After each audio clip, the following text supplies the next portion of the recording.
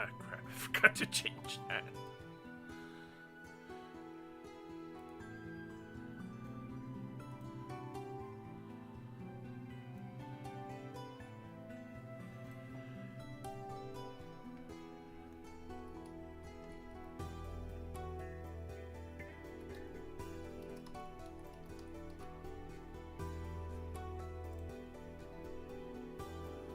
Okay, that's fixed.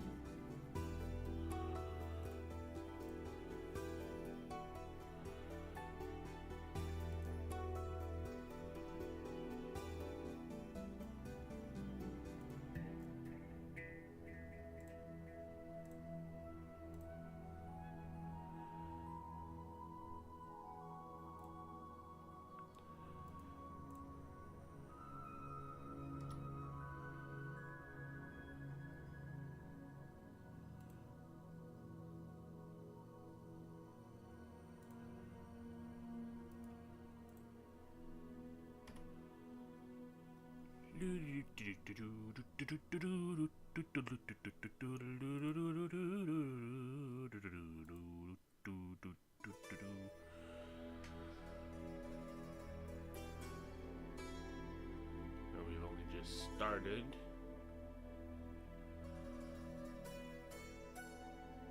I'm still just sort of getting things straightened out and set up and all the like.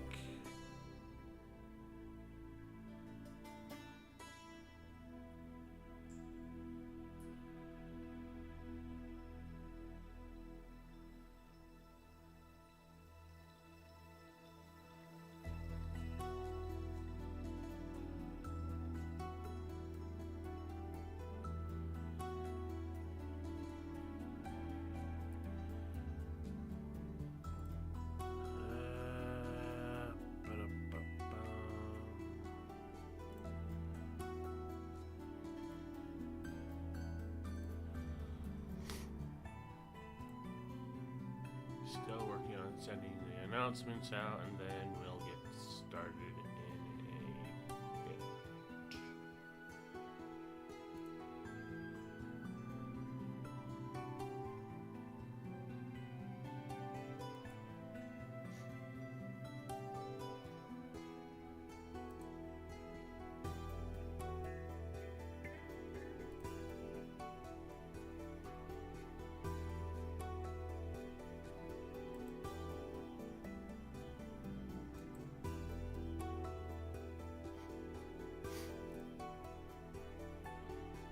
Okay. Send it out.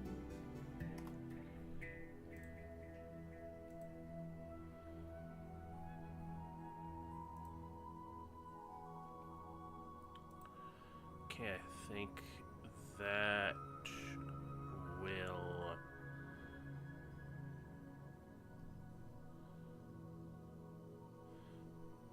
I think that covers all bases.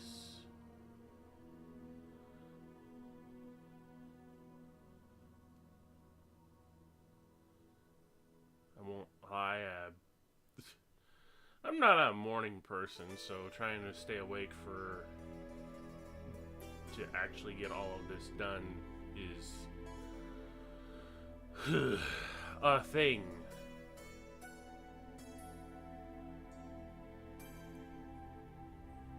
Jesus Christ, I was wondering if what I just saw was even human. It was so stick figure-esque.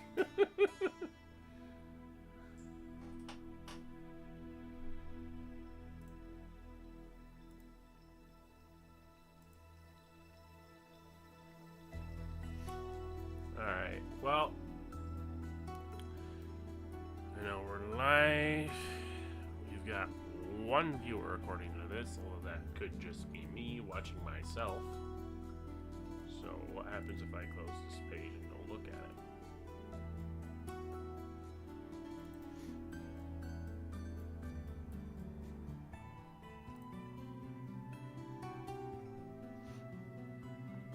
Well, the view count hasn't changed, but anyway.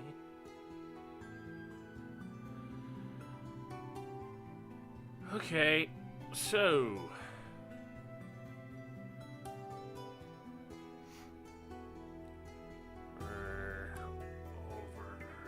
6 minutes in.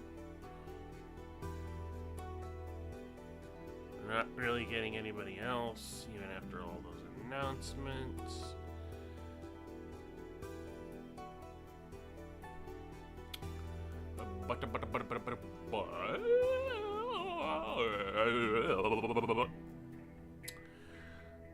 But I'm not going to delay much longer.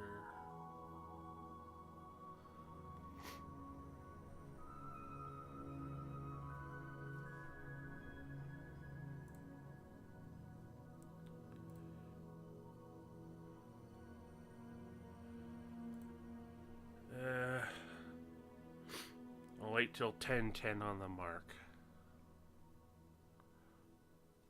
Or what'll be 10:10 on the mark for me. And then I'll start my opening announcement the way I do.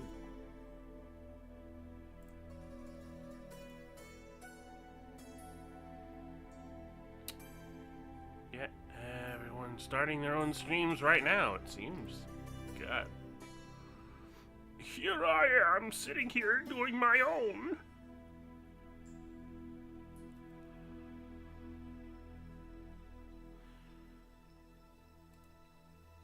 Oh, we just passed the mark. Crap. Okay. Alright.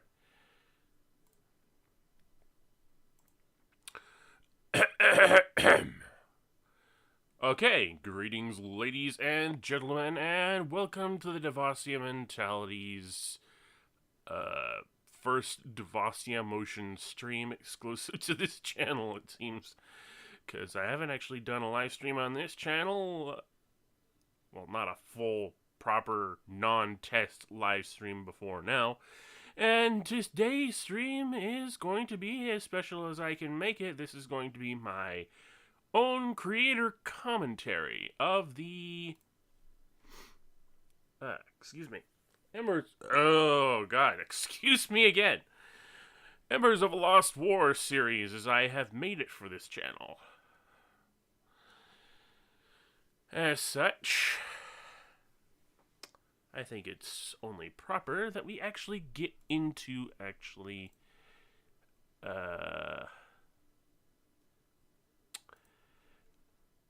doing that, but I failed to actually set up the playlist for this, so while I'm doing that, let me explain exactly what is going to be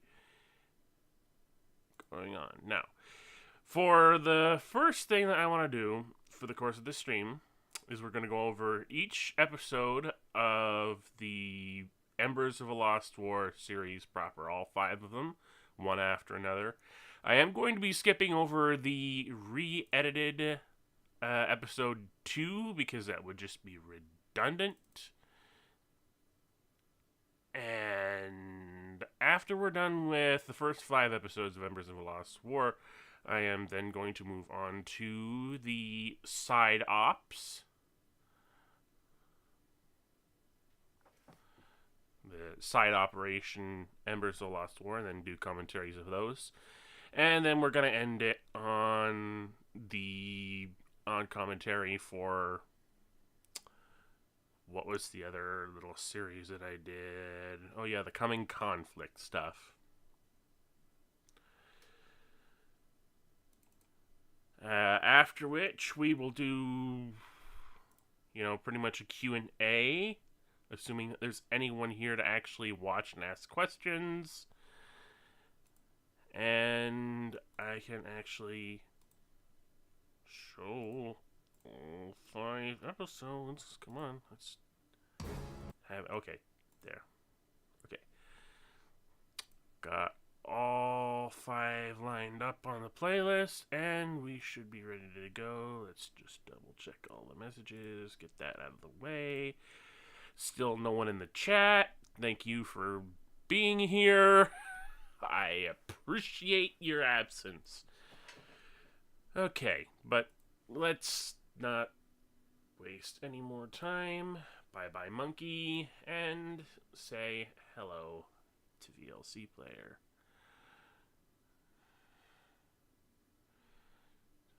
So, without further ado, episode 1 of Embers of a Lost War. 3, 2, 1.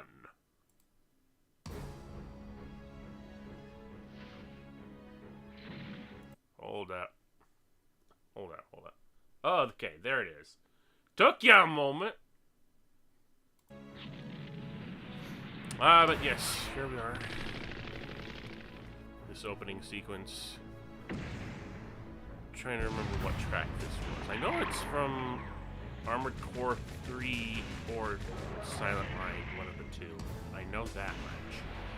And all of this footage is basically a compilation of a bunch of test footage that I made leading up to actually starting on this series, which, you know, with the whole setup here, it's like, oh, the leader of the conflict ended up dead. Oh my goodness, I cannot do anything this morning right, can I?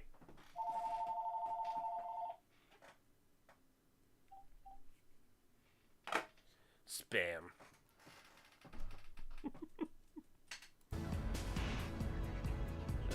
Keep losing my train of thought. But yeah, all of this was just test footage assembled for this intro. I really can't remember if it was Armored Core 3 or Silent Line. But the battle to survive will never end. Oh god, Starscream.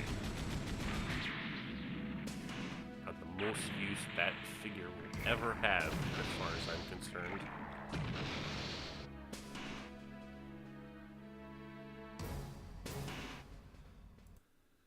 Okay. And you know, as this is going to be a live commentary, but I am not going to stop every now and then to explain what I can if I feel like I don't have time, especially if I'm going to get phone calls in the midst of all of this.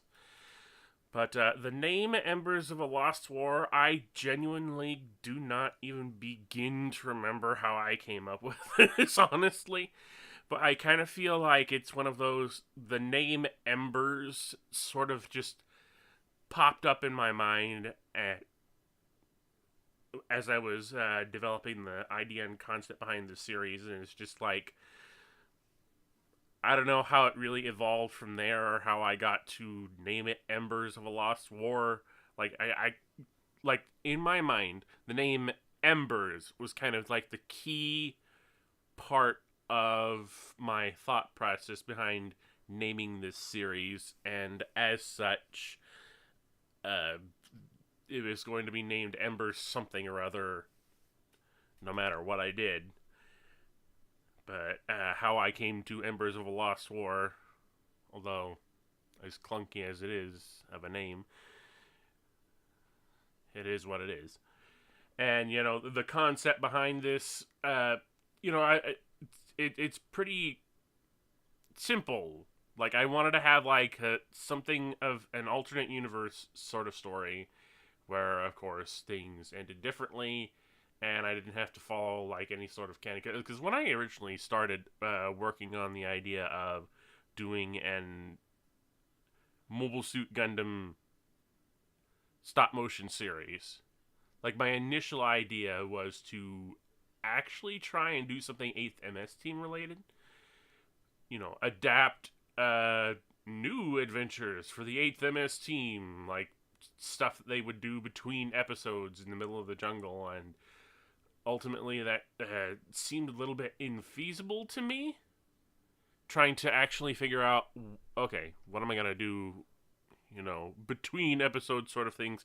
How can I fit things into the canon without it seeming a little bit excessive and that sort of thing. And then I watched Ravenflaw's series, War in the Closet, and then I just sort of decided, you know what, I want to do the same thing. We'll make it an alternate universe where different things happened, and, you know, there are different characters, but a similar setup sort of thing, and I just figured, okay, well, that's pretty much the way I'm going to do things, and that's how I got started with this series.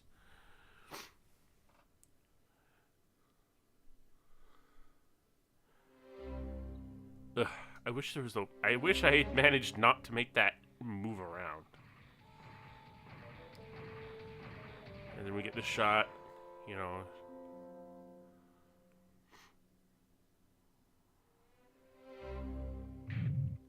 Oh yeah, this is when I had the baked-in subtitles. Yeah, my original idea was that they would find like this just big facility that was buried under the sand in the middle of the Indian desert. Like it was semi-underground. Oh, and their name's Zeke. Isn't that so appropriate for the first person you see piloting a Xeon suit, Zeke? And then we got our main two characters, Maria and Dan. I'm trying to actually... honestly, Maria and Dan were both such generic... Oh, God, and I was still... Actually, you know, that's such a constant throughout some of my videos that I can't even really complain about it rightly. Although I am trying to get better about that now, is the whole seeing the crane arm thing still and not editing it out. And I know a lot of people, well, maybe not a lot of people, but I have seen the occasional complaint about that. And I'm not exactly proud of having left it in, but at the time I just wasn't in the place. Oh god, this effect isn't really all that great either. I can still kind of see the end of the picture chopped off near the corner here. Also, wow, using game cases as MS hangers. And yes, that... what you see on my desk right here is still technically on... Well, it's not even my desk. Like, my desk is this short little thing right in front of me. I think it's, like, barely much wider than I am. And then on my left is my dresser. And on top of that is a couple of old DVD players, and one of them is actually a DVD VCR combo. And I've got the big screen TV on top of that. And that much has not changed since the start of this series. So what you saw back there, yeah, that's still there.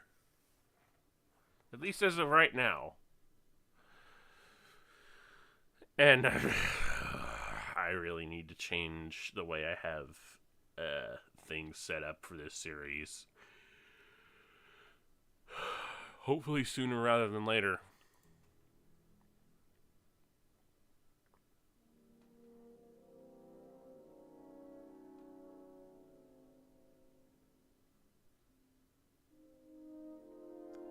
It looks like a couple of Lego bricks and some flickering cotton ball things. I don't know. Of course, more game cases using as a locked MS hanger. Stuff that I'm not, again, necessarily so proud of anymore. But this is where you gotta keep in mind, this is where I started. I didn't have much in the way of resources to make this stuff look any good. Like, ultimately, like, the entire concept behind this is just, let's use whatever kits and figures I have on hand to do this series and, you know, not try real hard. You know, I'm not here to make explosively great production values, although I'm trying to get better at that as time goes on, and, you know, coming back to old episodes like this is always the case of there's so much internal cringe that I have to forego. Oh god, all those game cases stacked on top of each other.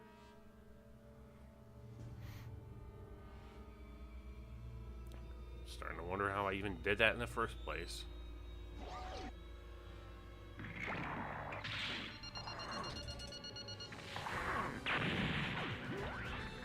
Action!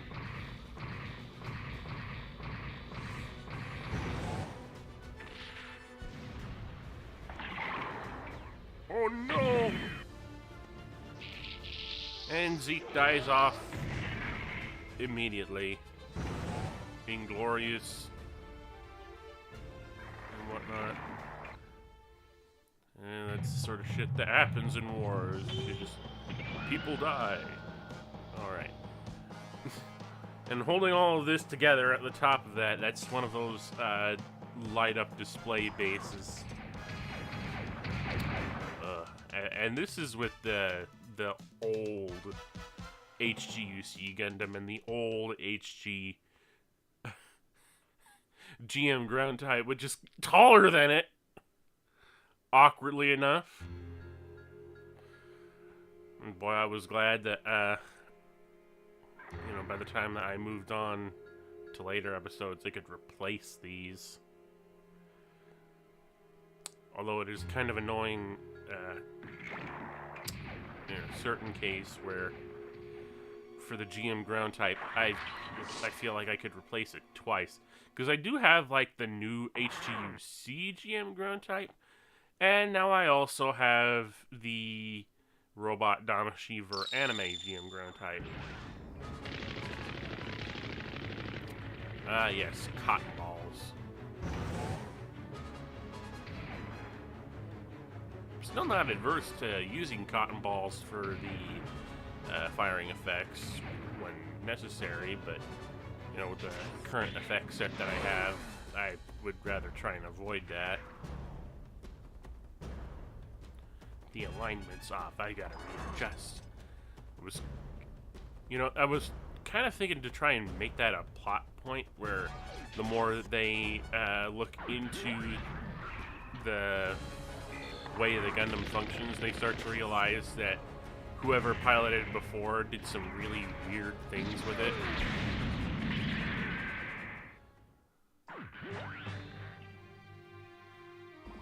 They killed another guy off real quickly again. I kind of, if I were doing this now, I'd try to draw that out a little bit more, or at least that would be the ideal.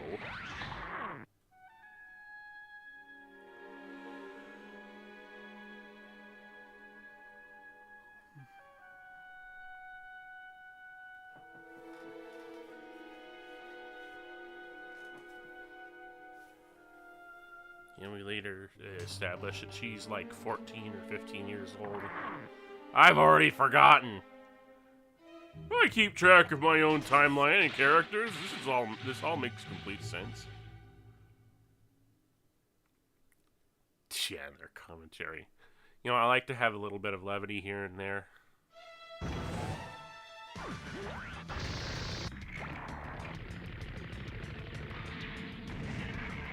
Right, getting hit in the leg.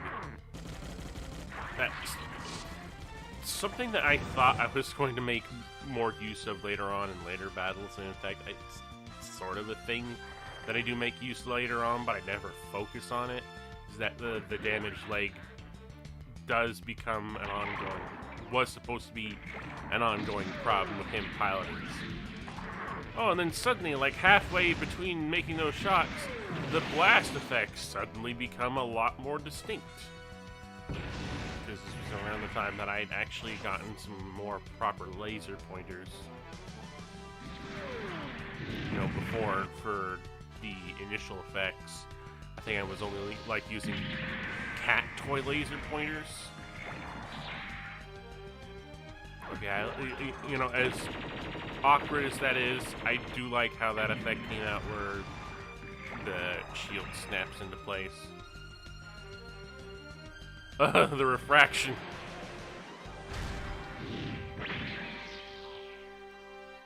And again, things happen so damn quick in this episode that can't really say much about Maria and her own reactions to the things that she did. Yeah, and because I didn't have, like, proper credits set up. And now we're on to episode 2 already? Oh my goodness. Right. This is when I was using SDs as part of the intro.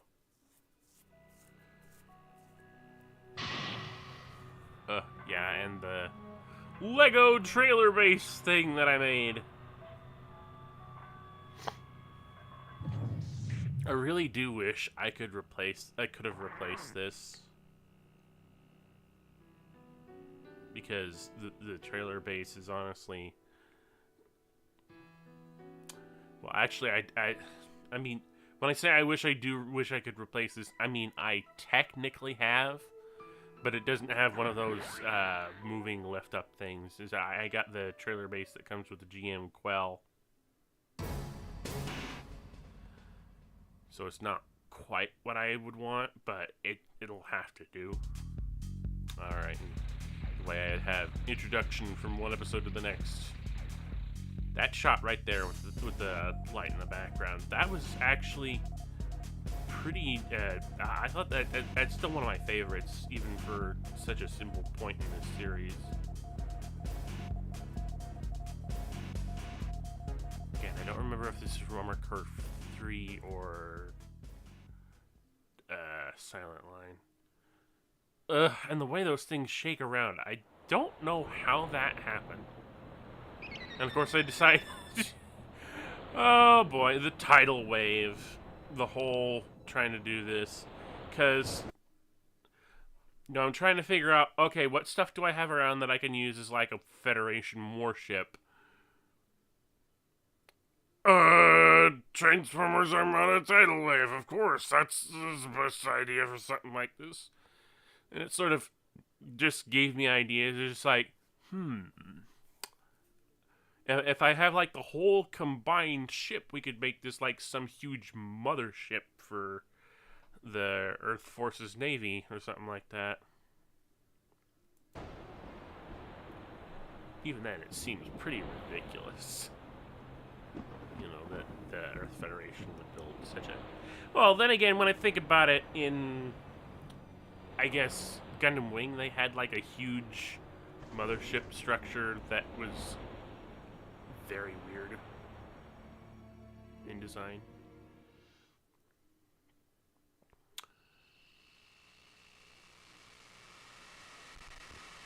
.300 kilometers. Although it probably went up 300 miles, I don't know. Yes, and we get introduced to the 8th MS team, quote-unquote, of this series. I mean, technically they are the 8th MS team, or at least most of it is the 8th MS team of this universe, but we'll get into that. Yes. That's another thing I wanted to introduce with this episode, was the idea that every episode would have, like, this, a sequence for, like, a video game style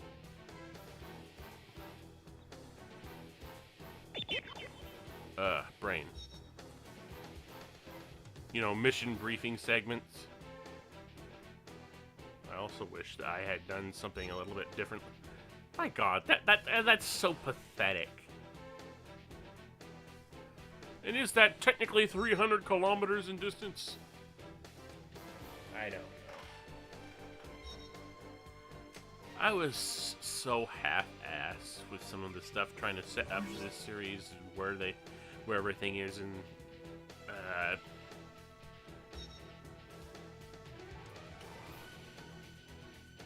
God, I am not awake enough yet, even now, to try and do proper commentary of this, but where everything is in relation to everything else in this series, especially on Earth, it's like, we're in India, or somewhere along the border of some other place. And of course, there's the Mega Dozer. Now, I don't know if anyone is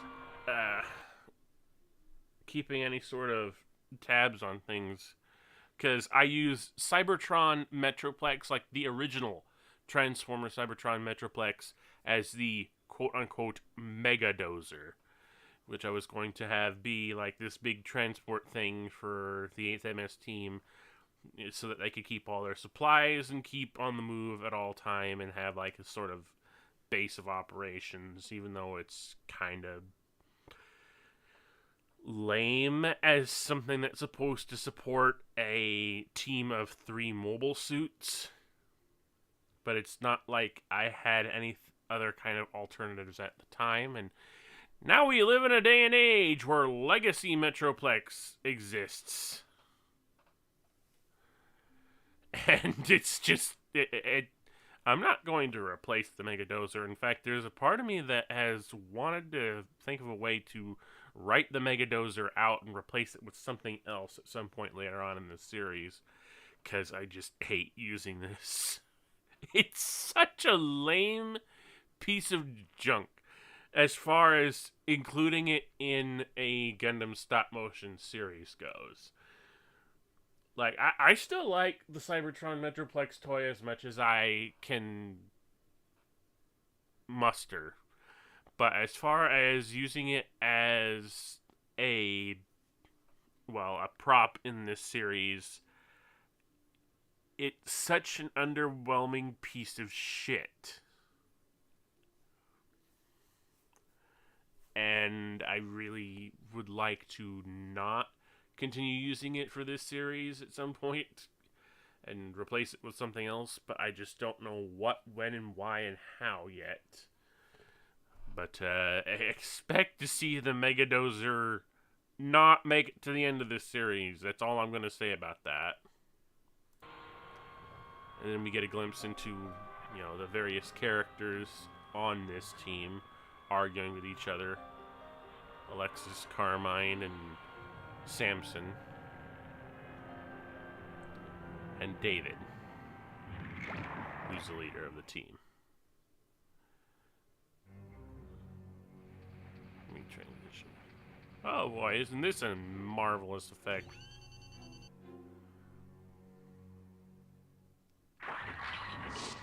Xeon Raiders, all waiting for mobile suits to come across.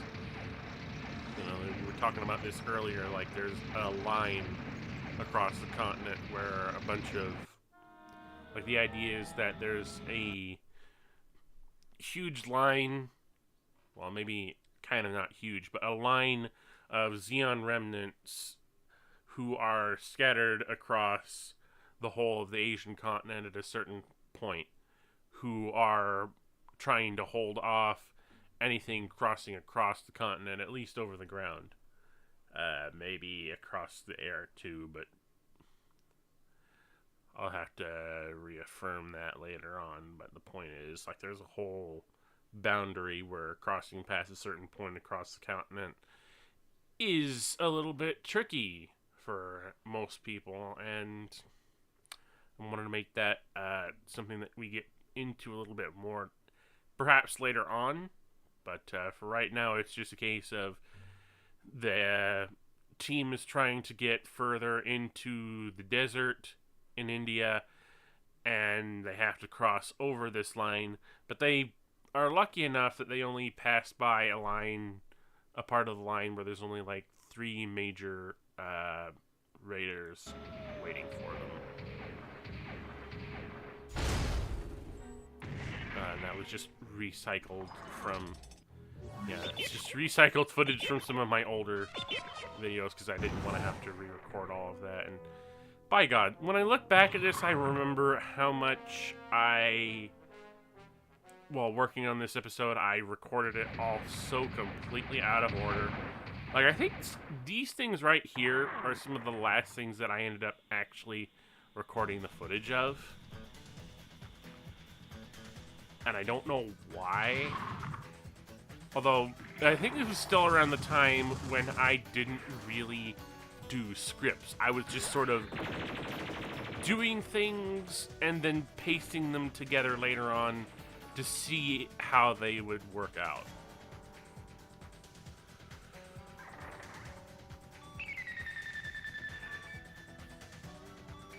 Yeah, Terra and her, you know, she's the hover truck operator, and I feel like I was trying to establish with this scene, oh, she has this trouble, like, with the instruments and fully reading everything that they're going to get out of it. Like, she can get, like, the bare basics out of it, but unlike, say, Elidor, she doesn't have such precise tracking and monitoring skills. Because she'll be like, wait! And then boom! And they're just like, I didn't see that tank! And I hate to say that that's going to be an ongoing thing with Terra, but there's a bug here bothering me. It needs to fuck off.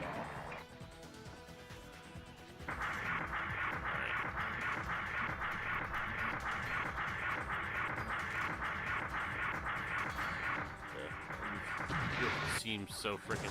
Yeah, I had started out with this stuff right here.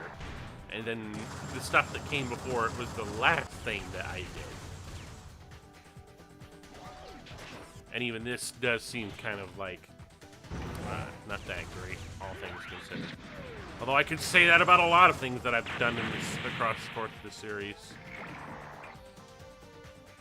And the first thing that I do is kick up the sand. Make things difficult.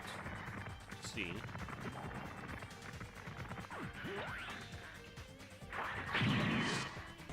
Get off me!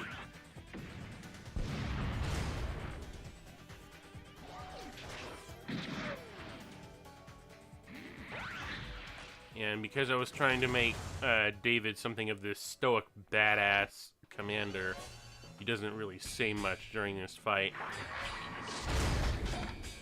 And Samson is very methodical the way he does things.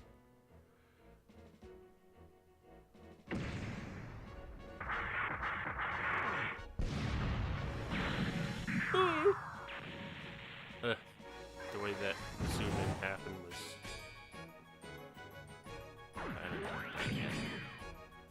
Oh no, the cannon broke! Alright, and this is the first time that I did that whole pulling the beam saber out of the cat panel thing. And for that shot, I ended up using... I ended up switching back and forth between, like, the old HGUC and the Master Grade figure in order to do that, but now that I have the Robot Damashi figure, I'll just rely entirely on that. In fact, that's something that I ended up filming later on, just to go as part of the intro sequence for one of the things.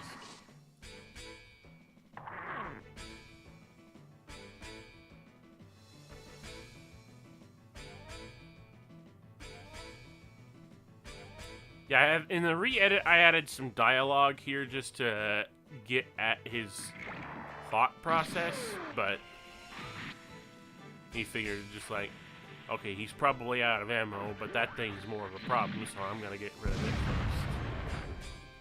But I also kind of thought, you know, when I was originally doing this, I wanted him to be, again, the stoic badass, silent, not talking about how he thinks and all that. At least not out loud. Alright, and a little bit of a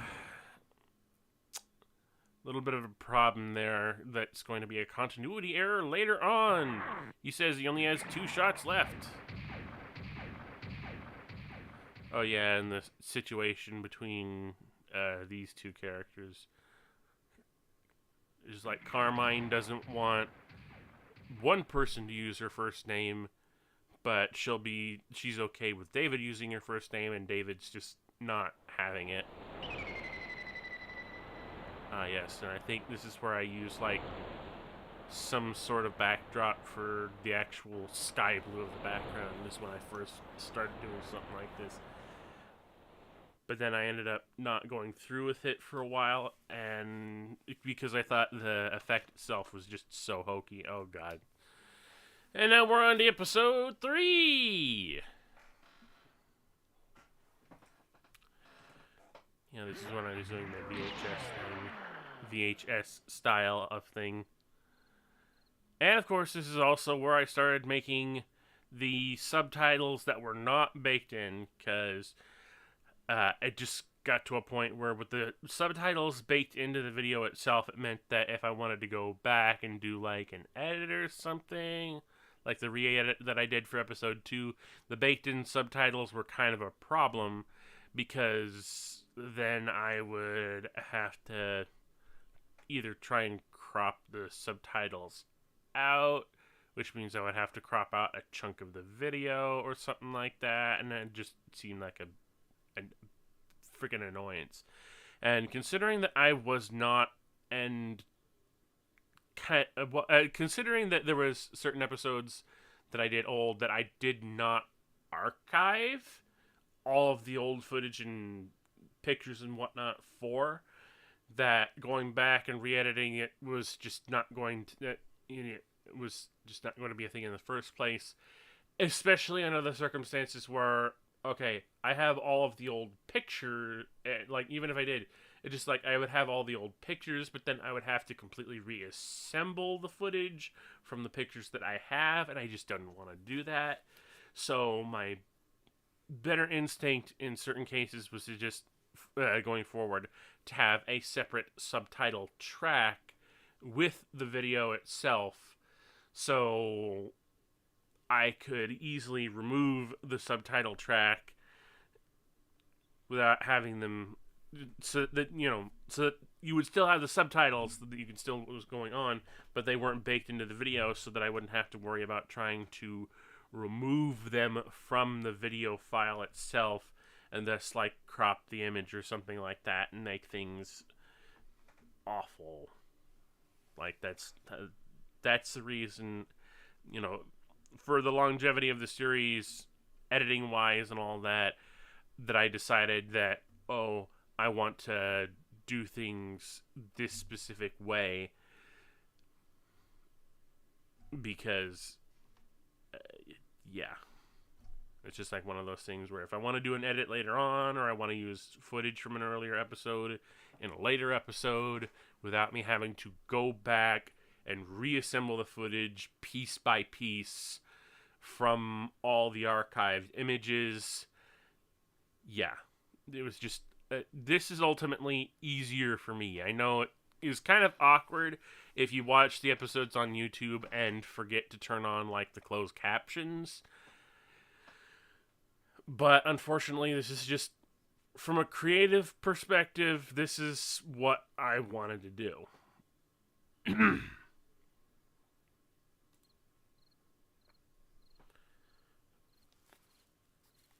Of course, we start off in the middle of the night with David talking with Tara about their situation, having a bad feeling about things going forward, and I think this is my first, proper extended intro. Yeah.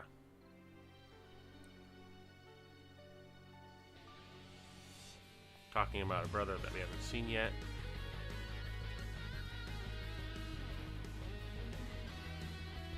Yeah, and this intro music is taken from Gundam the Battle Master 2. Just for the record.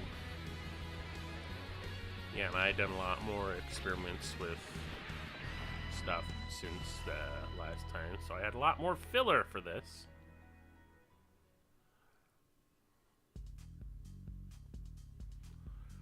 Oh yeah, and I ended up using the G-frame Gundam for that. Oh, this looks awful. I really should have shrunk that. I really, really wish I had shrunk that down more to fit into that picture, that gun tank.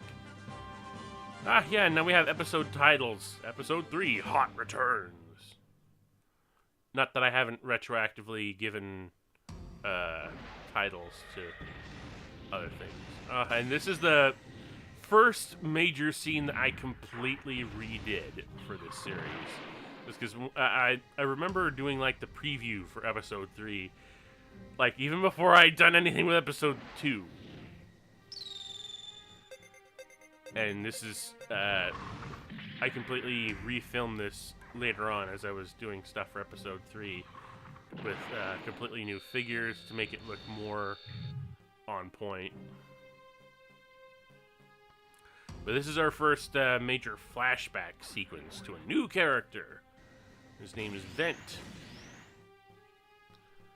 They appear to be near a destroyed colony. I wonder why.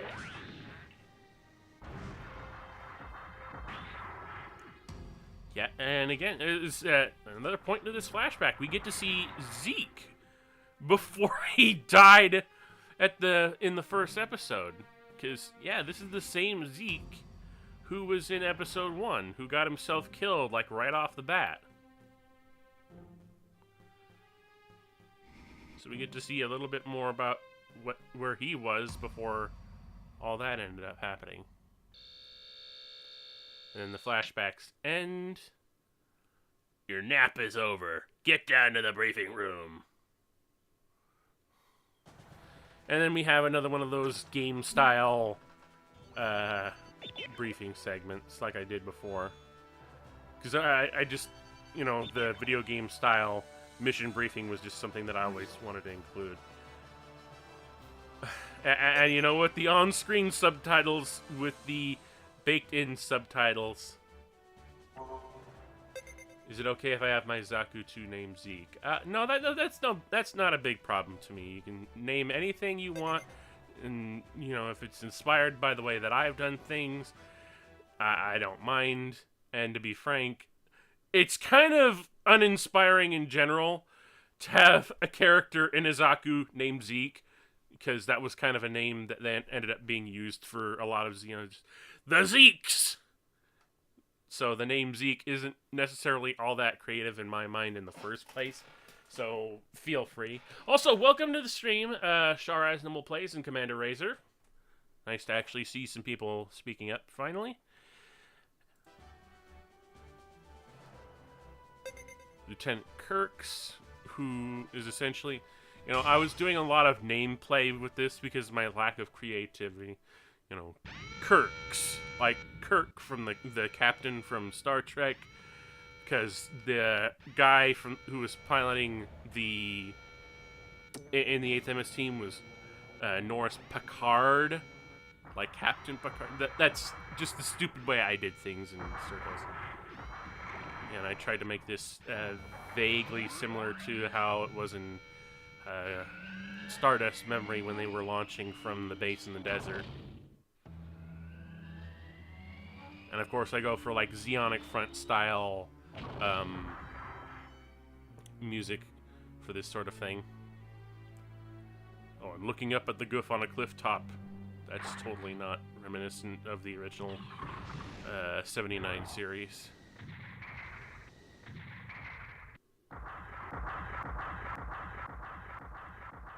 Mega Man ZX.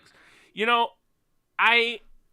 you know, the name Vent for Mega Man ZX, there is some, I hadn't initially intended it to be a throwback to Mega Man ZX, because I was just using character names that I had been recycling for a long time for very certain characters, which ultimately, when I think back upon it, it's just like when I was creating characters of my own for a lot of the different stories that I was doing on my own time in my own way, I hadn't realized by the time that I came back to them that they were sort of based on Mega Man stuff. Like, ultimately the character David, who's with the Federation group, you know, the name David was, you know, it's a simple, standard, basic name. But the character, before I had changed him to David, was called Techno, or Tech, or something like that, or I don't know. But he was actually a Mega Man-styled character that I had done, and then I just decided, you know, I'm going to recycle his entire concept and make him into a character and give him the name David, and then didn't come back and think, oh, wait a minute, this guy started out of like a Reploid or something. So, if you think Mega Man when you see a bunch of this stuff, it's kind of half intentional. I accidentally muted my computer and was wondering why I couldn't hear anything. Oh, well, my response was, if you want to use the name Zeke, feel free to. I just don't consider it very creative in my own right, because Zeke is kind of like a slang term for Zeons anyway, like when they're screaming, get those Zeeks, or there's Zeeks coming at the door, or something like that. You know, I just use the name Zeke because it was the first thing that came to mind for a Zeon character at the time. Now, ultimately, his true name is like Ezekiel Smiths, but we'll get into that at a later date, I'm pretty sure. Anyway.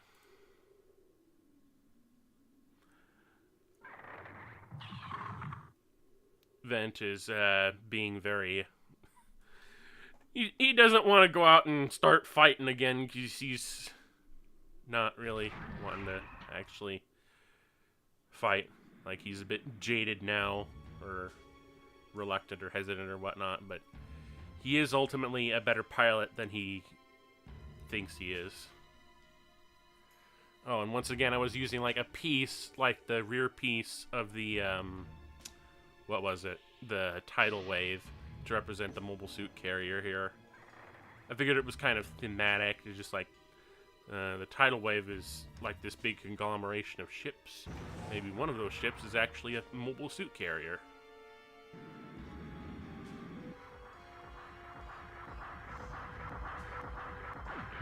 Yeah. I just want it on record, like, doing walking animations is so freaking tedious, especially if you want to make him walk multiple steps in the same shot without changing it.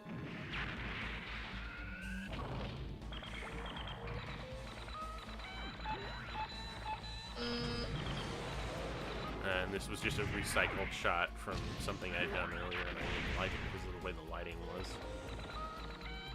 This isn't, but...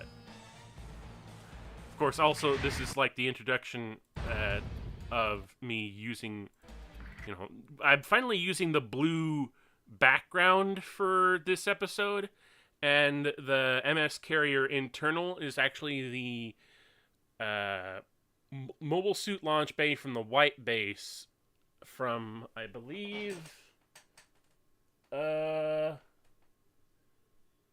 don't know who made it, but I got the white base catapult deck, and I wanted to use that in one of these episodes at some point, because I had gotten it, like, I thought this thing was like this huge exclusive thing that you could only ever order online. It was going to be like $300. But I happened to find it for like just over $100 at a local, quote-unquote local, hobby store. And I was just like, well, that's a thing. So I bought it, and I was just like, yay, I have something that I can actually use. And it was fun. But yeah. Really like that. Shav and Kime saw Zeke because the English dub of how Asakura was changed to be named Zeke instead. Huh. Yeah. Sad he died so fast. Well, someone had to die in order to kick off the way other characters would react and do things at the beginning of the first episode. At the beginning of the series, I should say. But anyway, now we have some new characters introduced. Oh god, that was not good. In a completely different location that has nothing to do with the characters that we saw before, but they will be involved. They will be important as time goes on. Well, we already know that one of them has something of a relationship with Zeke, who was in the first episode.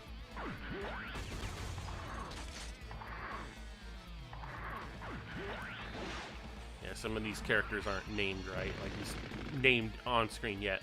Lieutenant Albert. Let's talk about Mega Man references again. Albert, the character. Oh god, word. Like, I think the name Albert, it should be quite keenly. You know, if you like Mega Man references, you should know who Albert is or what Albert has, where the Albert name comes from. But this is another case of me using recycled names and not really thinking about them until I was using them.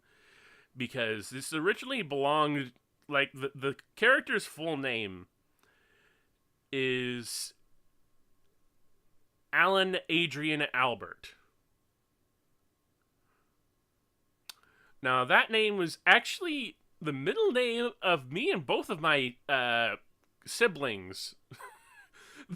Yes, we all have A names as our middle name. And the only reason I did that as a joke when I was trying to come up with a name for a human version of another character from Mega Man that I just don't remember the name of. But yeah, Albert is another unintentional Mega Man reference. I also remember the Exia was tricked because in one episode you used Exia Repair too, but it was actually amazing Exia. What is your favorite type of Zaku?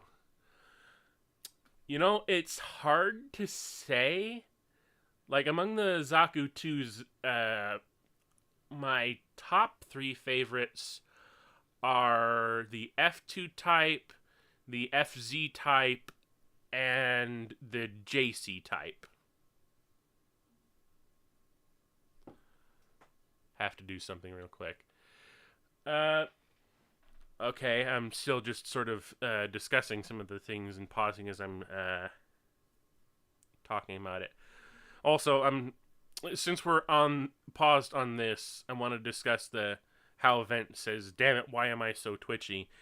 And you'll notice a couple of times that he has this sort of new type sort of reaction to certain things, and that's something that people will notice, but he doesn't react completely like a new type to certain things. At least that's the way I'm trying to do things with this character, is that he has some sort of sense, but not quite new type-esque. And I mean, new type-esque in that he can sense things before they happen or as they're happening, but not in the sense that he, is like new types where he has this sense of danger around him where he can sense other people who are trying to threaten his life or stuff like that. Like, there's this is something that actually I'm going to get into as the series goes on, is the nebulous nature of new types and new typisms, especially in military conduct, in military conflict, I should say. And I've been talking so much, I need to take a sip of whatever this is.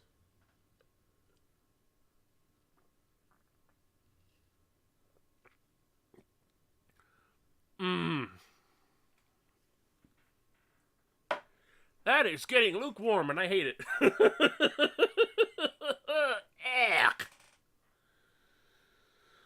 Oh, boy.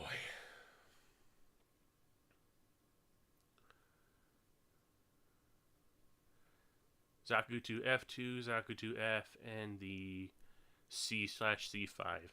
They're good designs, and I don't dislike them.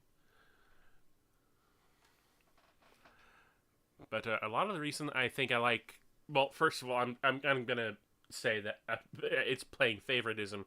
The reason that I like the JC type is because it's from the 8th MS team, and that's just the way I am. If it's something from the 8th MS team, I automatically love it.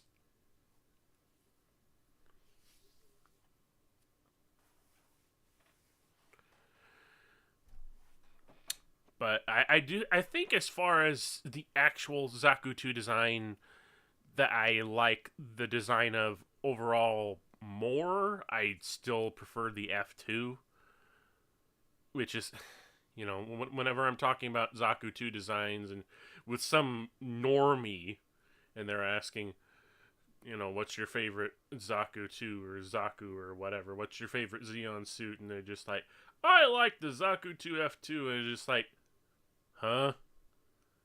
And then I try to point out, because the F2 has the armor designs that are slightly different from the F, and they're just like, how can you tell the difference? And I'm just like, oh my god, I feel such a nerd. Anyway, moving on.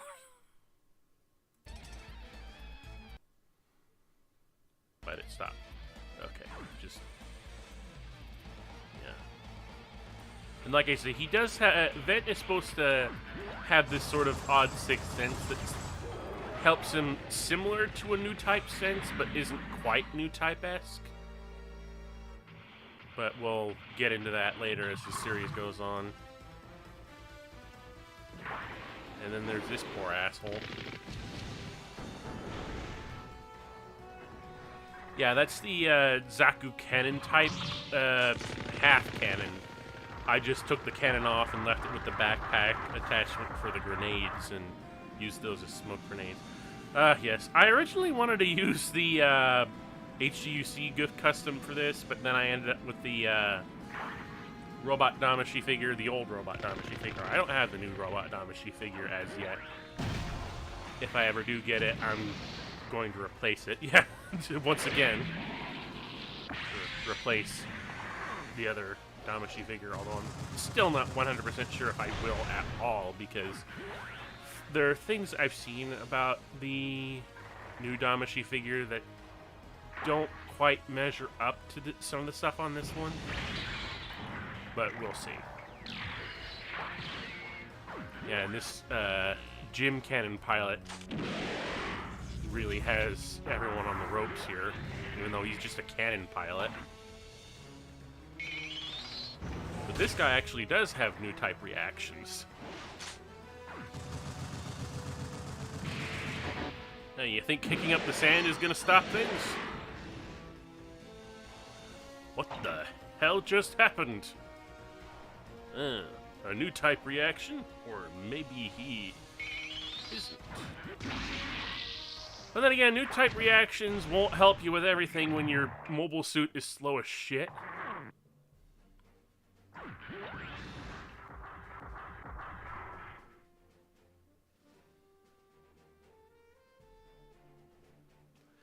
Theo. Actually, you know what? That's another recycled name, but I don't know if it's related to anything Mega Man-esque, because I just do not remember where Theo came from.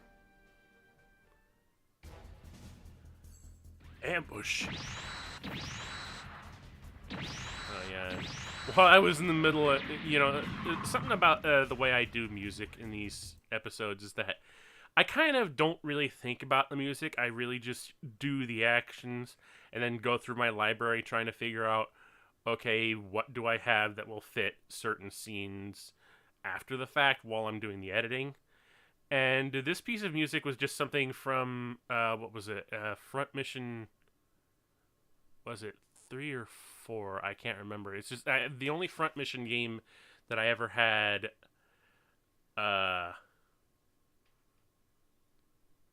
actually played any amount of time.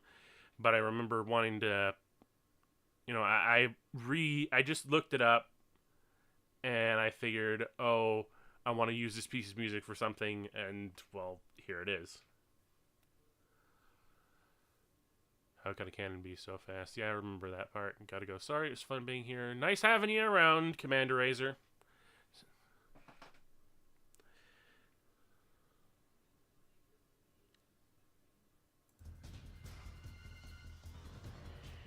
All available units converge on Point Charlie immediately. Really consistently reminding myself that at some point I want to have actual voice actors for this. And we focus on the down cannon, and it's just like, Xeon scum, you'll regret this. I will return! Oh yeah, this is where I had like the first proper end credits sequence too. I'm not exactly sure what inspired this, as far as, you know, just having the end credit sequence being like this. Or if anything inspired that. I think I just came up with this idea on my own, where it's just them walking away from the camera with their back turned to it.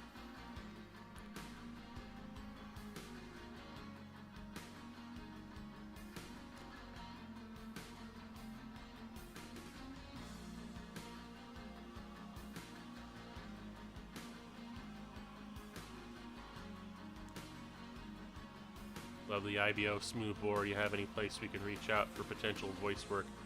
At current, no. Like, I'm not going to say... Like, again, there are plans for it. Okay, it was Front Mission 4, yeah, I listed it in the credits, of course. And of course, this theme is from the Sega CD Terminator game. I originally wanted to have the end theme be something from, oh, what was it? Thunder Force 4? Or was it 5? No, 4. Thunder Force 4, but then I decided, you know, after... again, another case of I just started listening to certain music, and then I came across, like, the soundtrack for the Sega CD Terminator game, and that piece just felt more fitting to me for this particular... for this sort of thing. Next episode already.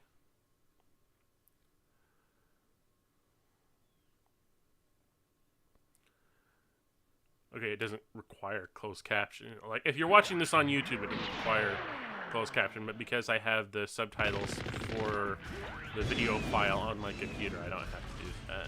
Sorry there. And just picking up exactly where we left off, where they're finally taking on the... taking these guys on.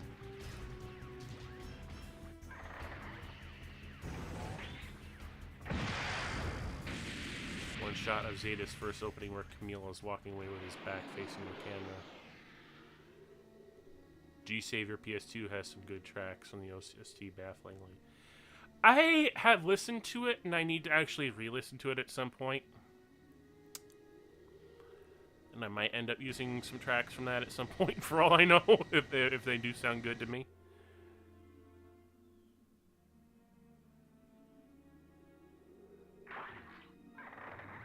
Yeah, and I'm trying to remember. That was, like, what was the name of that character? It was another Transformer that I ended up using as the shuttle. And I think it was, like, movie air raid. Or, like, early movie air raid. It's actually a recolor of Transformers Energon figure, from what I recall. But it was green, so I figured, that kind of looks like a Xeon Zanzibar shuttle thing. I don't know. So, there you go. And now the group that was fighting off all the invaders, now you get a good look at everyone that was there. We have a Zaku Sniper, a Gelgoog, a Goof Custom, and a somewhat damaged Zaku F2 Earth Federation type. We're going to get into that later, but the F2 Federation type that... because its coloration, like, I was initially thinking it's just like, this is the closest I have to, like, a desert coloration Zaku F2. But then I'm thinking, I kind of had this idea in my mind that we'll go into later on, where during Vent's journey, he actually does end up stealing an F2 Zaku that was stolen from Xeon from the Federation, and that's how he ended up with this unit. At least, that's the idea. I'm not sure how that'll play out later on, but...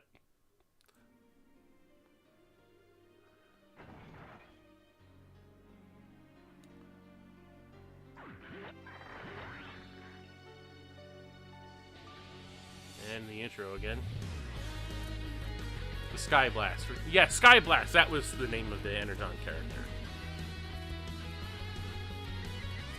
I should have realized that. It was something blast. Everything is a blast when it comes to Transformers Energon. Like shock blast. Ugh. Oh yeah, and it added some more details to the opening sequence where it's just like, I have those little credits there now. It's been inconsistent how the way these episodes open up changes over time.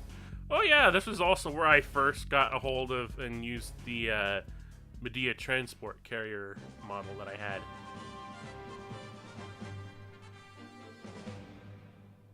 I was honestly a little bit reluctant to use the name Embers in the title of the video right away.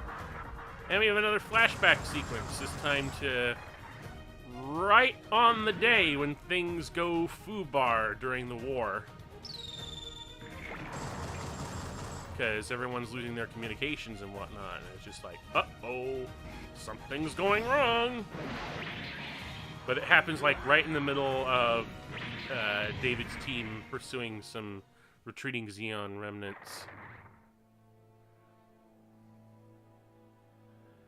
And I really wish I had had, like, better, jungle-style trees at the time that I had made this part, but I, hadn't thought to look up, like, jungle tree style.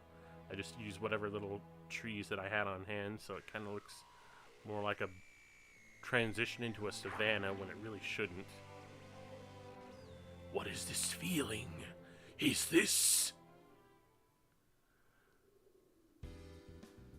Thunder Force opening theme, yeah.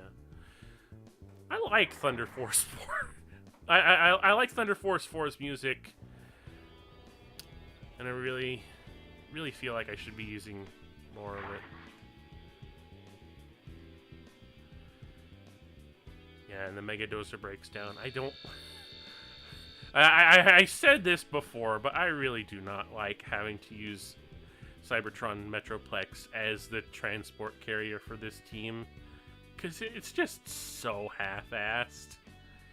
And I just want to get rid of the Mega Dozer altogether and replace it with something more sufficient, but again, I just don't know what that's going to be yet. And the characters talk to each other as just they already know each other, and they probably do. They've all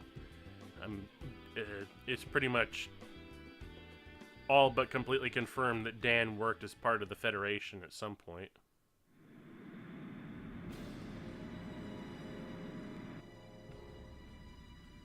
Yes, and then there's the looming threat that's coming at them on these Medea transports.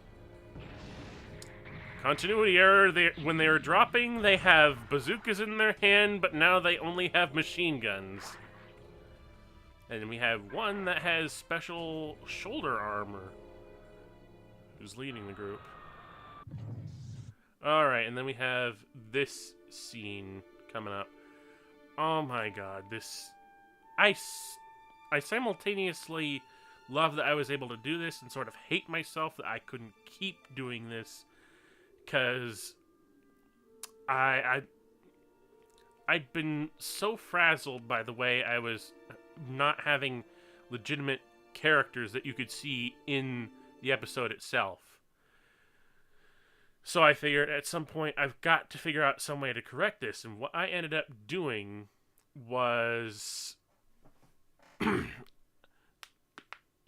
looking up ways to design characters in the 3D program Blender in an anime style, because, after, with games like, what was it, because there were video games that were coming out that had cel-shaded style animation that looked like actual anime, and I can't remember the name of them, and because my brain is just not fully functioning right now, but I figured, okay, is there a way to recreate this in, like, a free software like Blender? And I went through a lot of trouble trying to create and design Maria just for these few seconds of animation where she's blinking and waving at the camera, and I wanted to do that again for episode 5 for, the other characters, just to establish their existence and what they look like. But I'm sure we'll get to that when we get to that. But I managed to do this, and it's only a few seconds, and that's what took trying to get this one done for so long, especially while I was still in college, because, that was another thing that was really holding me up at the time, is that I'd gone to college, and trying to get, a lot of personal work done for this stuff was a pain in the butt. So trying to get this little edit so that we had this character here. And then I look at the way the shading is so off, it just irks me. I'll come back to this at some point and try and fix these models and make them good. Not awful at the very least, but, for the first time that I ever show this character in the series, and what they're supposed to actually look like. I thought that it didn't come out too bad at the time, but starting to reconsider that. Your sister's daughter. So you do remember Farsha. Yeah, another recycled name. Although the original name was more like Philosha or something like that. Something a little bit more foreign sounding.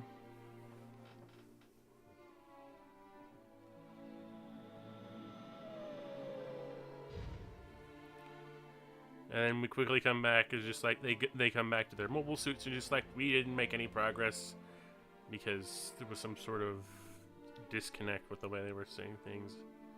Dan's being an ass and won't even negotiate. So it's another waste of time. We get stuck in the Arabian desert for nothing. And yes, you know, I got a comment about this on the original video where they said that the character said that they were caught in the Arabian desert, even though it said they were in India. That's intentional. This character doesn't know their geography because they're actually from space. They'll just throw whatever name onto being in the middle of the desert. Ever. Maybe get some headshots commissioned to show next to the lines of the text. That would require money to commission with for a start. Part 1.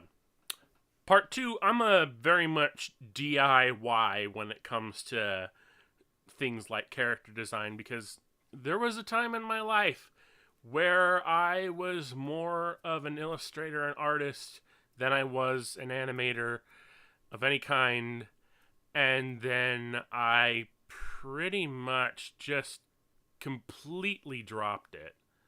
Like, I gotten so frustrated with drawing that I quit. I just straight up quit. I couldn't take it anymore. My mind was going in circles with it, and I was not accomplishing anything. So I quit drawing, and I regret it because I feel like it would do me a lot of good be able to draw the character profiles for this. And maybe one day I will, but, you know, as far as finding someone to commission to do that sort of, to do like headshots of all of this, you know, we're not at the point where I'm going to throw my money at something like that. That is ultimately, I'm not making a profit off of doing this series. This series is a hobby, and I want to say some words about that later on. But for right now, you know, I'm not going to commission anyone to help on this series for any reason as yet. There's an explosion near the camp. Alexis, shut up.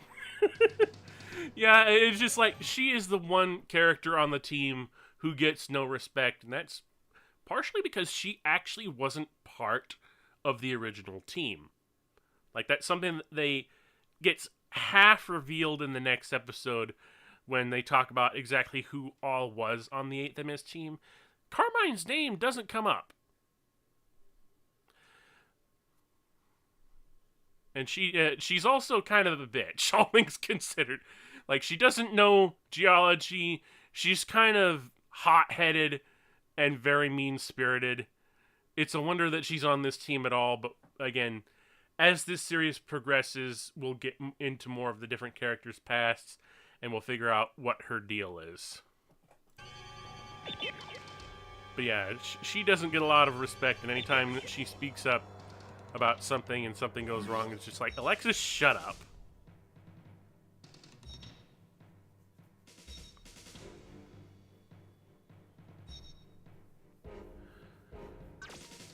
I also want to, at some point, try and do something better with, like, the terrain overview on these maps, because, you know, just doing these zoomed-in shots of somewhere in India on this very grainy-looking backdrop is kind of awful.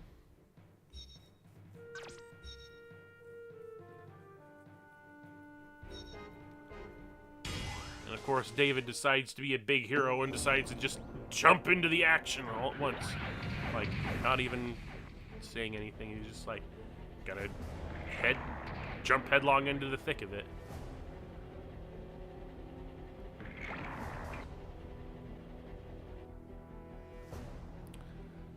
I also wanted to, because I was in such a hurry to get this episode, the filming for this episode done, it failed to occur to me that I didn't really establish well enough how the other members of the team ended up moving from one place to another and sneak up on the gun tank near the end of this sequence. So, and of course, you know, just all that luck. Oh, what great timing! Also, again, and this is something that really annoys me, because I initially wanted this gun tank to be represented by the mass production unit, but of course, they didn't even announce the release of the Robot Spirits MP gun tank until well after I released this episode, for a start. For 2, they made it an exclusive. And for 3, because they made it an exclusive at a time where I didn't have the money to pay for it, I couldn't pre-order it and I don't have one. And that really, really gets under my skin, because I really want to have the entire 8th MS team lineup for Robot Spirits Veranime, and I just 100% missed the opportunity to get the gun tank, and I feel like I'm going to be missing a lot more opportunities moving forward, because I just don't have the money for anything right now.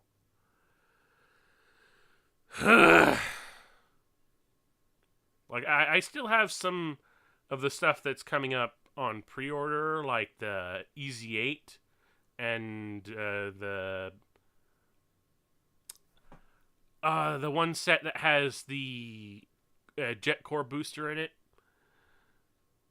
But beyond that, I'm kind of at a standstill on what I can and can't purchase for future installments.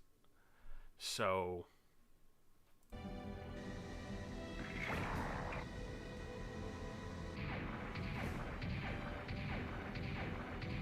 yeah, merely defending his best interests. So he says. What are you waiting for? Go kill him before lunch gets cold! Yeah, this guy is kind of psychopathic, ultimately.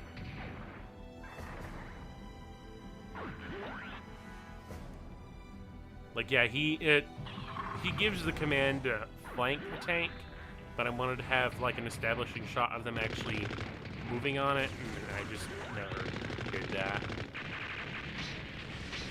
And this is where another continuity error comes up. He says last shot. Technically, there should have been 2 shots in that beam rifle, but because I completely forgot,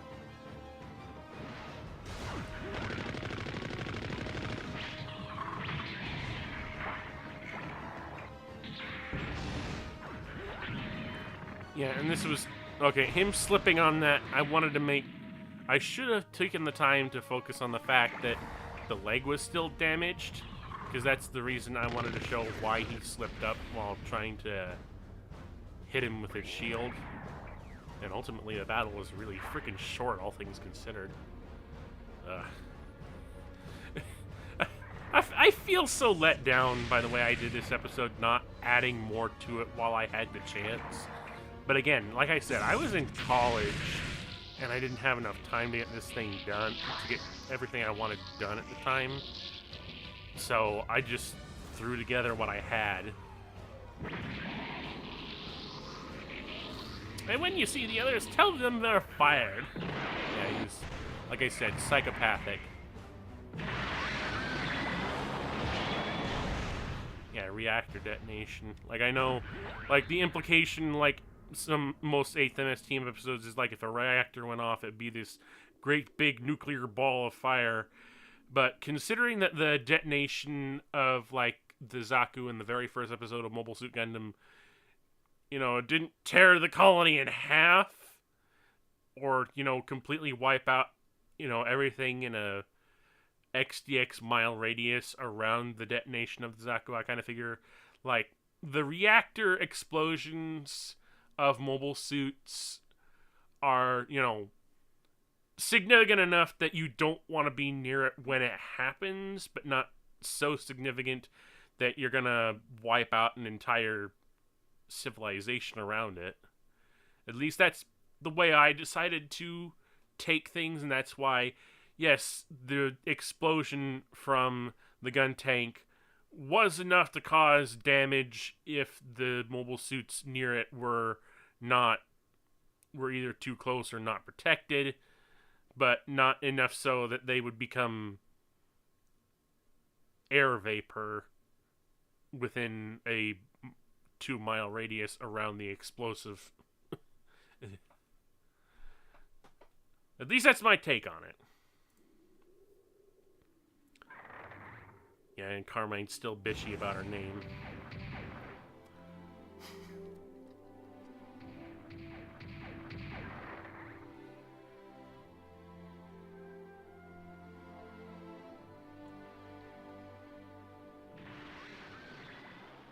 And that's them reacting to the explosion.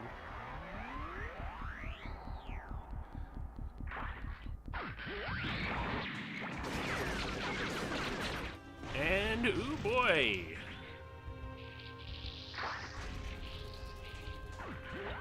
And that one shot hit a little bit too close to the cockpit.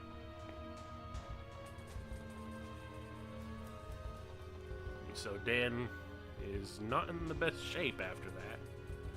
Although considering the near shots that we've seen in, like, say, Gundam 0080,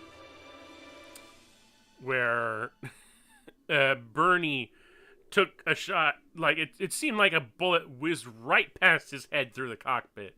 Just like, people have survived worse, although, the fact that Bernie didn't turn to glue the moment that bullet whizzed past his head should be a miracle in and of itself. And hello, Ultimate Knight. Also, I forgot to say hello to Robots Are Cool as well. Welcome to the stream, everyone. And so ends episode 4. Gotta take me another sip, because my throat is getting egg.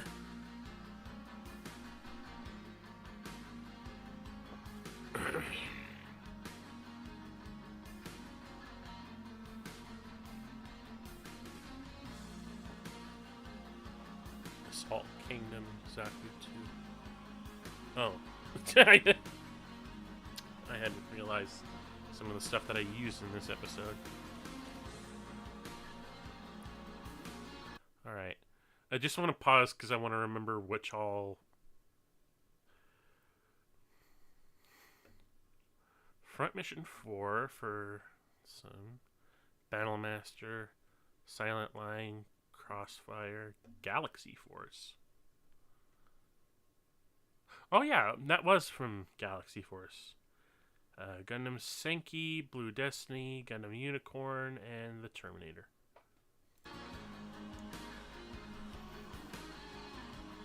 Yeah, and you know how I always list SFX sources various because my sound effects library is...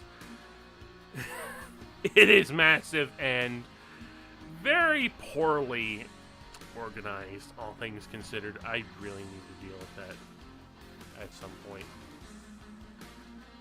But that was episode 4, and we will move on to episode 5. Here in a little bit. Oh, right. Still have to wait for this, because these episodes these videos are still all made in mind with the... God, does every single one of my episodes of this series begin with a completely different opening? God, I've wasted so much time on this series that I have completely different openings for every single episode. My SFX library is also big in a mess. Okay, yeah. And now we have the introduction of the leader of this group of Federation, Cygnus.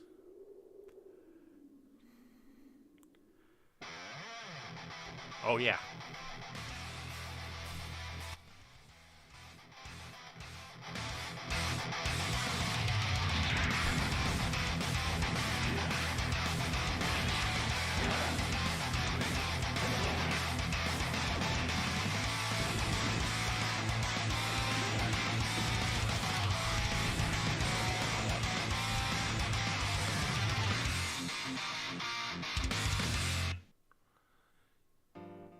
Yeah. Oh, yeah, and now the actual prop for... This is an actual prop that I went out of my way to buy and write in for the sake of having at the beginning of this episode, because this is going to be something that I wanted to have thematic moving on through the series, is Maria's Journal. Like, this would be the new way episodes started centering around this specific group, is that they would have a look at the writings inside Maria's journal and how her current thoughts and feelings are on a given situation. And all the writing in there, I went through and relearned cursive writing just so that I could do this. And it kind of shows, like, on the page on the left, the writing is more spread out and a little bit not as good. But on the right page, I had more time to practice, and now it's a little more condensed and a little bit more clean. Assuming anyone can even read cursive anymore, that's what that is. And, you know, down here with the very awful looking Gundam face where it says, "I suck at drawing."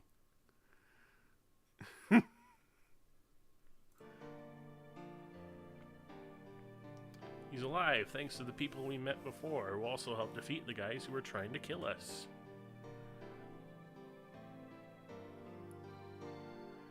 Actually, because this is only all the stuff that is on the right page. There's a lot of more stuff here on the left page that I think I still have the book here. I can read it out loud what it actually says.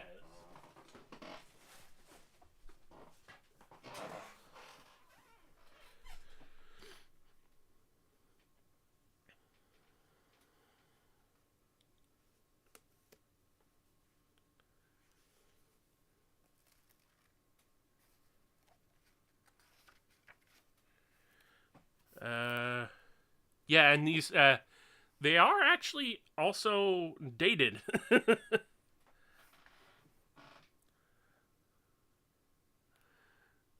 It's not that bad looking.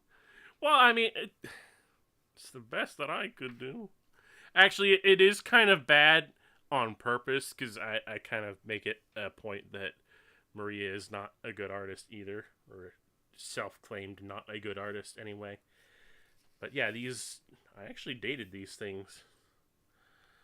Yeah, on the left page it says, June 27th, Dear Journal, I did something really bad today. I killed someone. So much happened so fast, I'm not sure how I got here. I know that we found a Gundam and that I used it to fight some bad guys, but the details are blurry. Maybe a day to rest and think is needed. And it's also obscured by the pencil on the screen here, but there's a little drawn-on cross and R.I.P. Zeke. And, you know, the drawing on the other side is supposed to be the face, is supposed to be David's face, although I may end up changing the details later. But yeah, this, it says, June 29th, Dear Journal, I did it again, yeah, it's pretty much, verbatim the stuff that I ended up, that is here on the screen right now. But yeah, that's what it says on the left page, just so you know. I'm gonna put this back with the rest of the props.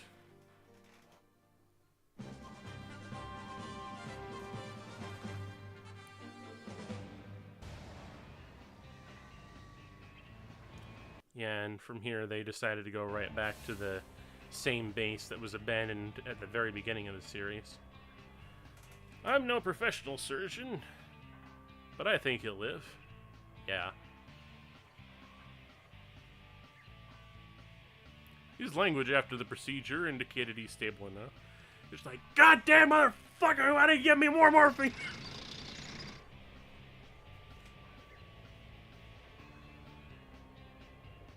And they start talking about David's relationship to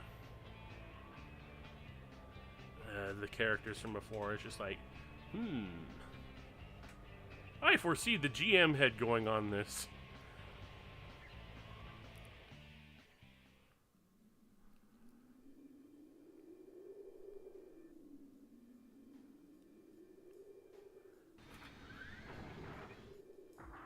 I think I initially wanted to make this actually more closer to the actual location of Lake Turkana. But what do I fucking know about geology? So I just decided, oh, it's a little bit off. East, west, south, north, I don't know. Like, the only reason I even know where Lake Turkana is because I looked it up on Google Maps. Also, I kind of wanted to refilm this entire sequence right here because I figured, okay, we're actually setting up on the inside of a Gao attack carrier. And I knew that Gao attack carriers had like a limited number of mobile suits they could actually carry. But for the longest, I had to do some research into figuring out, okay, what does the inside of a Gao carrier look like? Because I hadn't actually looked at that in a while. Like, how many mobile suits could you get in there? How would they fit? Is there, like, proper hangar space? And the answer is actually no. The mobile suits pretty much stand up in a very tight little corridor just vaguely along the wall on either side. And I was thinking, oh, I probably want to refilm this so that I can actually show a more cramped space. But I just neglected to actually get that done. Now we have all the characters talking about which mobile suits are going to get left behind. Vent doesn't want to use his mobile suit anymore, so he's going to leave it behind. The other guy. And one guy does get left behind regardless, with all these two mobile suits left behind. I was thinking about doing something with this in a later episode where, like, Federation pursuit forces would find this setup as it is, and the one guy that was left behind would have laid a trap for them. And I may still end up doing that anyway, because something I'm going to get into later is that I'm still planning for the future, and I'm not 100% ready for what's supposed to come after this. So, we'll see. But yeah, the Gao carrier. And that says something a little bit odd. It's just like something had to get left behind. That's once again a hint at Vent having an odd sense about things.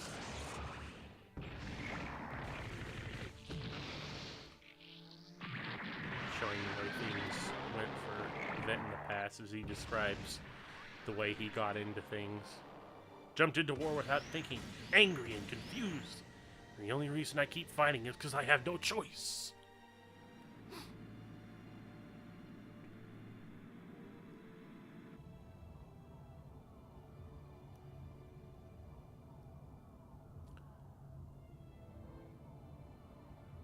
Yeah.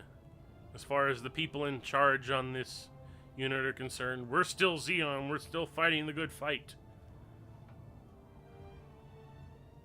My family lived on Ithish Island. Yeah, for anyone who doesn't know the significance of that, this is something that's sort of that I wanted to explain a little bit more while in the scripting phase for this episode. In fact, there is a bit of an extended script portion where Vet claims that he was away from home when the attacks on Side 2 initially happened. And by the time that news of the attacks and whatnot had gotten to him, like, all the news was coming to him through Xeon's perspective. And so it was a case, Xeon sort of had this would have had this propaganda campaign claiming that it was the Federation who sacrificed their own colonies. And that's why Vent believed that it was in his better interest to join Xeon to take revenge against this Federation. But I was in a hurry to get this part of the episode done when it was scripting. So I ended up cutting most of that out, and I feel like that's something that we can explore a little bit more later on. But Iffish Island, if you don't know what that is, fairly significant. Yeah.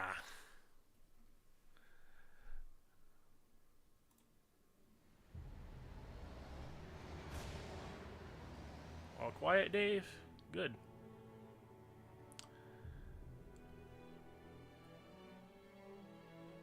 And Maria finally has a chance to stop and start asking questions about these people and start talking about their past and their relationships. And yeah, this is the, for this shot, I decided to insert the mega-size Gundam. Not that the detail is all that visible anyway through this blurry camera perspective, but I figured it would give a little bit more grandiosity to its presence. Tenuous relationship before I moved to Side 4.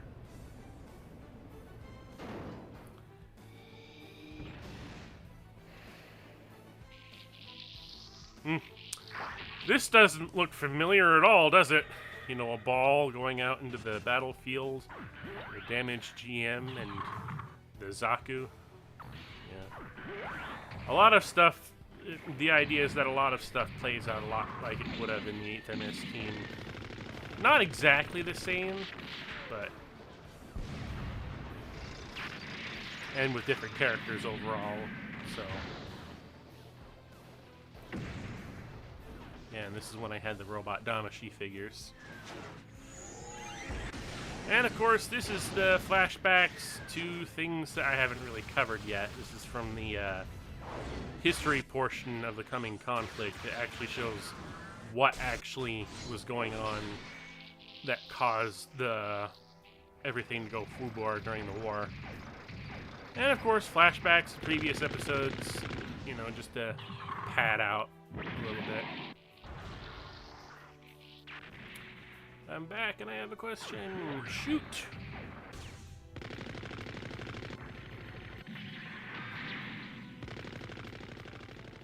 We made it this far. But yeah, I just want to go a little bit more into characters' pasts during this particular episode, show where they come from, and, you know, not go too deep, just give you an idea of this is what they were doing before.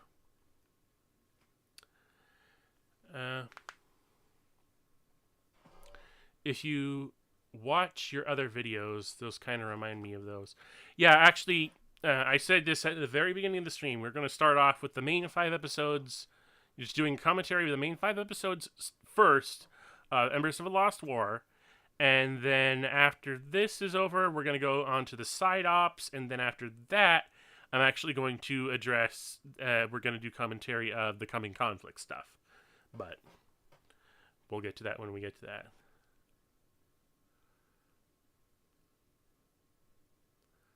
Which should you get? Gelgoog Dom F Zaku Gelgoog Dom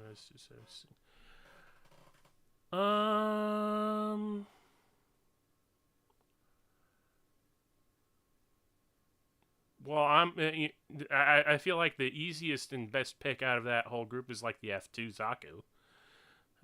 Not that any of the others are particularly bad, especially depending on which uh, depending on which Zaku 1 you get, you're not going to get something bad. In fact, honestly, as far as the Zaku 1 goes, as far as model kits and even figures, I'm hard pressed to make one singular solitary choice out of those for which one is completely the best. Like the original HGUC Zaku 1, it has like the knuckle shield, and it also has the knuckle shield and a commander antenna, which is something other versions of the Zaku 1 don't. Oh, two options. Okay. Well, in that case, I would say like the Zaku F2 and the Zaku 1.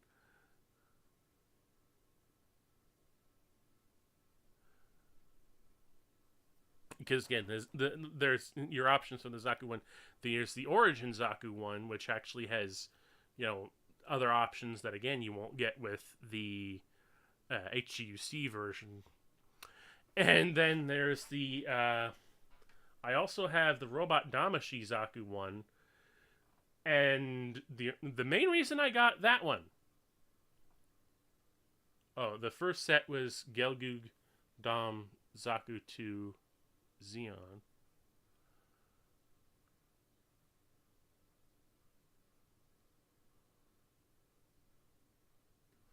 Second set was Dom Zaku F2 Xeon GM.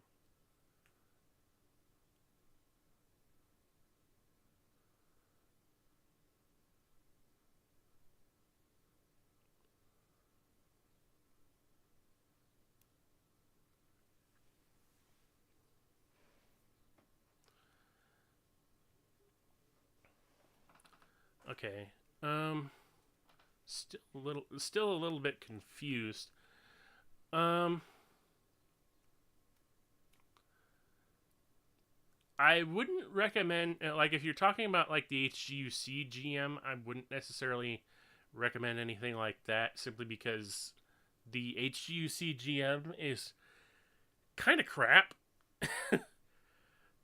The HGUC Gelgoog, I would the one that has the Gelgoog in it, I would kind of say, because the HGUC Gelgoog, from what I understand, I have it. It's pretty decent, and the Dom is also decent.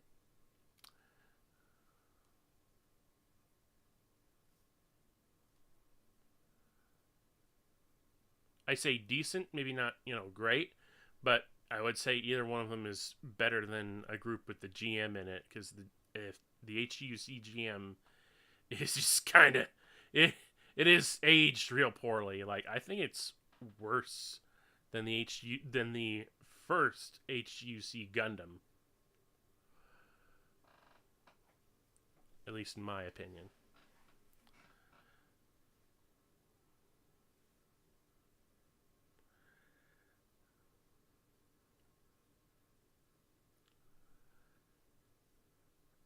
Ugh.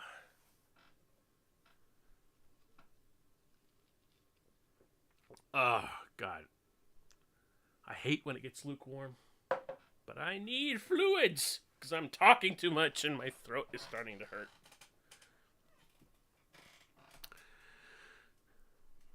But yeah, that's, since we're at this point in the episode,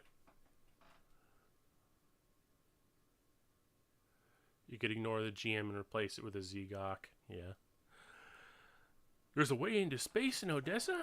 Yeah, like the whole point of this series is journeying to Odessa, which has been overtaken by another group called the New Haven, which more will be revealed about as the series goes on, but for now.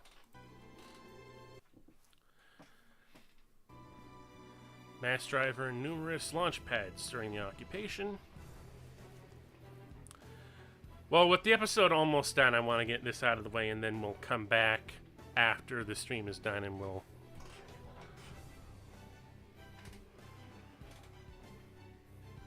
By the way, I didn't catch your name, mister. Harton. David Harton.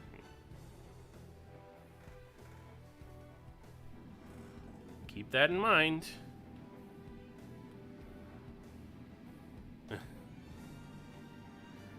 And now there's something on the horizon awaiting the crew of this Gao attack carrier. We'll get to that in probably the next episode, but for right now, Vent, wake up. Come up to the main cabin. An urgent situation is coming. That means you too, Petty Officer Vent Harton. And now I leave you at that. 2 characters with the same last name.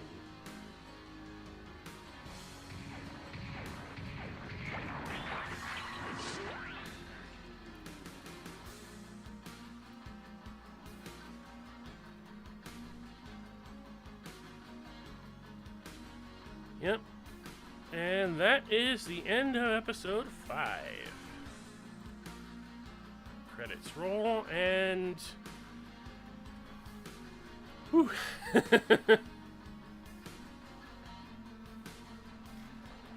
Yeah, I'm gonna have to take a break because I need to go to the bathroom for a start anyway.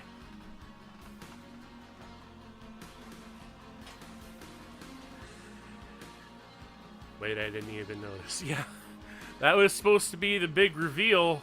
You know, when this episode came out, is like, if you were paying attention, you would have noticed the 2 characters from either side have the same last name. Why? I'm not telling yet.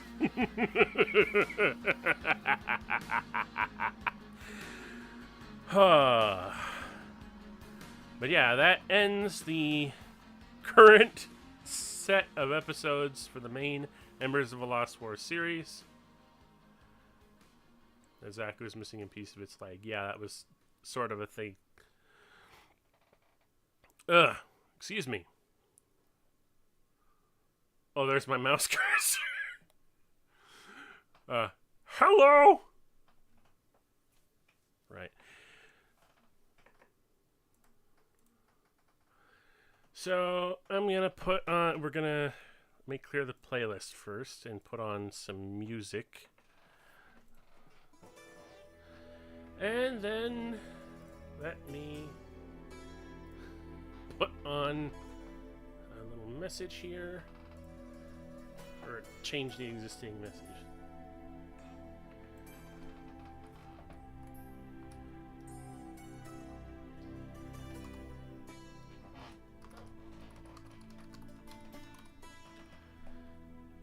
Alright. And I'll be right back.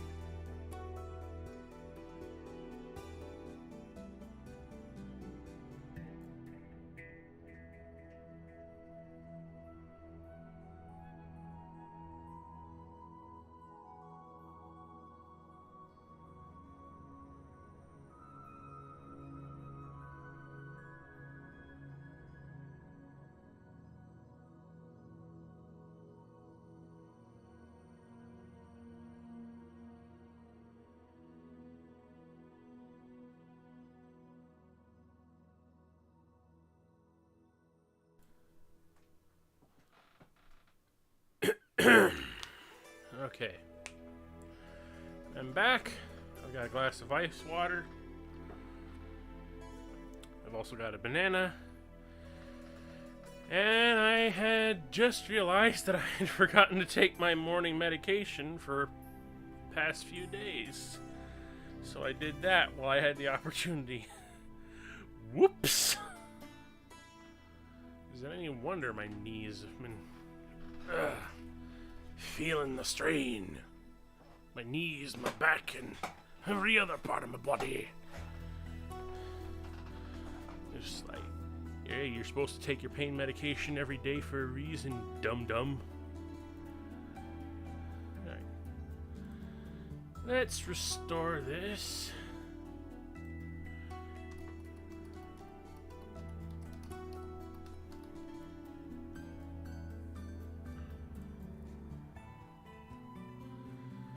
And get the next step of things ready. Side operate. Oh. I forgot that I have side operation 1 and side operation 1.5. Isn't that just marvelous? Well, we'll go over that. Alright, open. Oh, wait, not yet. Let's clear this. Yeah, we'll look at 1.5 last, since 1.5 was the last one released, so.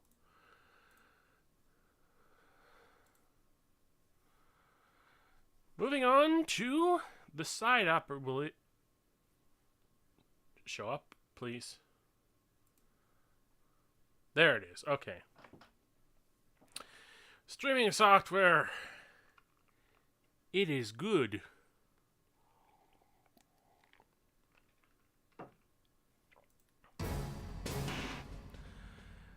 But yeah, Embers of a Lost War side operation. Oh yeah, and I even threw in the name of the track that's going on throughout the episode in the corner. I don't know why I did that.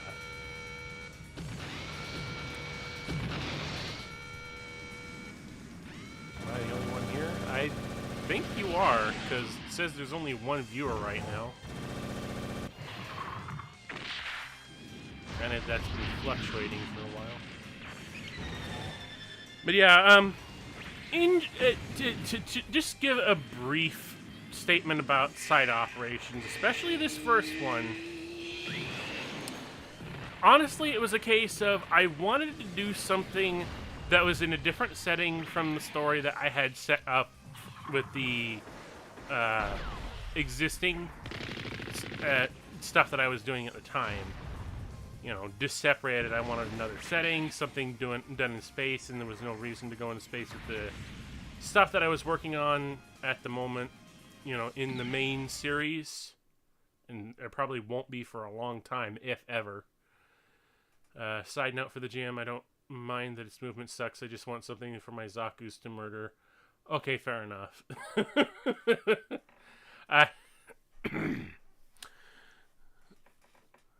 Honestly, I can understand wanting to have something for your Zaku's to murder, although I do kind of get it just gets under my skin that they haven't, like, of all the different models and kits that they've redone over the years, that the bare bones basic GM has never really, you know, ever come back. Like, I was expecting an Origin GM, a regular, normal, standard Origin GM to come out with, what was it, Dolan's Island OVA. Instead, they just had that one GM, and it was an exclusive. So, bollocks. I actually do like the side operations. I'm glad, because again, the entire point behind the side operations was just to do stuff in the same world without being constrained to the setting that I had already placed for the main story. So that's what a lot of these exist to even be. And of course, it does sort of expand upon the lore of the world around it, even if it doesn't particularly matter. At least not right away. But yeah, and this first episode in particular was kind of had why do I keep doing that? Kind of had two purposes behind it. Like, not only was it a case of wanting to do something in a different setting, but it was also a case of I wanted to kind of write off the potential for doing anything with certain designs in this series, because at the time, and I should say at the time, there was just a number of figures and kits that I had that I just had absolutely no interest whatsoever in doing anything with in the future. I repeat, at the time. So this episode was kind of here to write off their existence, and it's just like, I don't even want this. Just realized I got shown a spoiler without knowing it was a spoiler. Well, to be honest, a lot of the reason that you probably wouldn't have known that it was a spoiler is because I wanted to put more emphasis on the fact that they both had the same last name, but I didn't have the time, because I was so frustrated trying to do... I wanted to do the same thing with those characters that I had done in episode 4 for Maria, and have her actually show up on screen. But I've been spending the better part of a year trying to replicate that same process, and my brain was just... I couldn't do it. And not in a timely enough manner. And I was just so sick of having the episode delayed. Like I was making no progress and this wasn't going anywhere. But I wanted to have both of those characters show up on screen in order to have some emphasis on the fact of their particular importance, that they had the same last name. So it's not necessarily a spoiler per se. It's just a case of I wanted to emphasize this more, that they did have the same last name. I just didn't have the right faculty to do so. But it is a thing that if you're paying attention while watching the episode and reading the subtitles, oh, that is a thing. Anyway.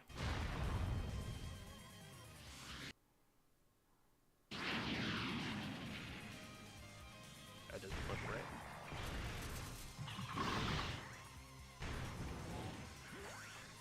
Yeah, because at the time, all I had were the old mobile suit and action figures of some of these things, and I was just like, I don't want to use these as part of my regular stop motion. They're out of scale, and they're kind of awkward, so I just want to have an excuse to write them off, and that's pretty much what this entire episode was written to do. Star Wars show, but without the plot. Oh, never mind then. Oh, and now Galaxy Force, using Galaxy Force Starscream as another starship. Yeah, that makes sense.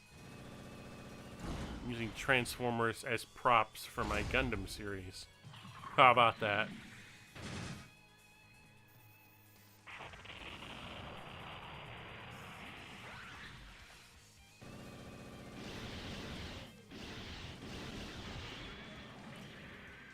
And using tin foil as the destroyed door. That's great. Your aluminum foil.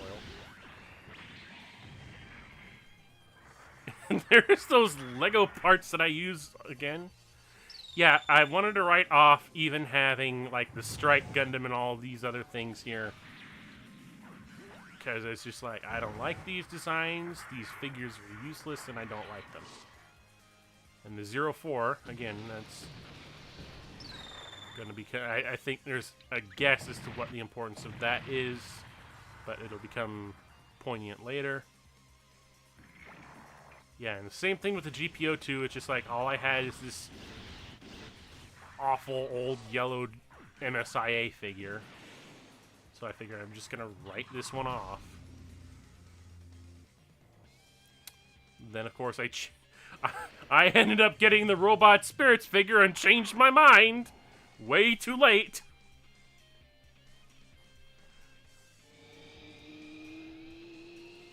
And there's the Air Raid figure again. And VHS tapes is the you know, the walls of the inside of the facility. Get fragged.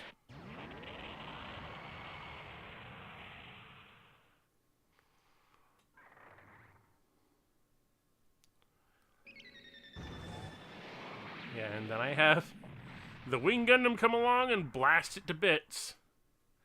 And this is the Gundam fixed figuration version of the Wing Gundam. My copy of which is a little bit awful. But I have since gotten the real grade. Yes, I wanted to have this ending song be the ending song, the main ending song of the rest of the series. But I figured I was gonna... But after I found that one theme from the Terminator game, I wanted to use that instead. But I'm still reserving using this theme for the side operation series.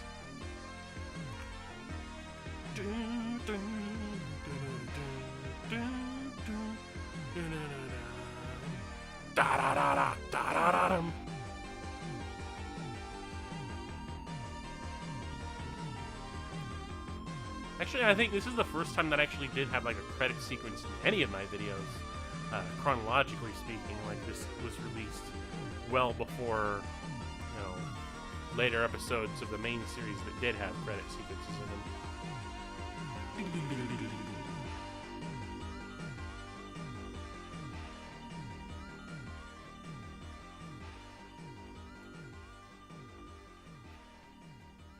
And that was episode 1 of the side operation. Short but simple.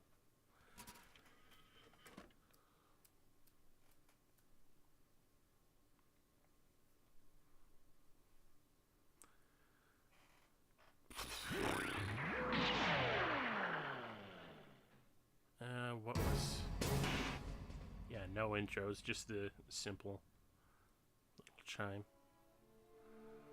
Alright, the Gundam Wing one.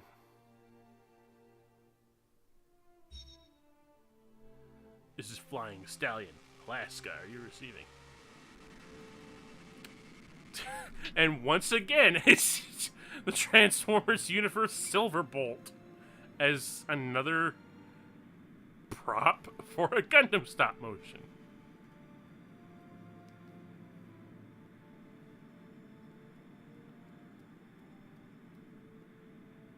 Whoa, hello, that looks awkward.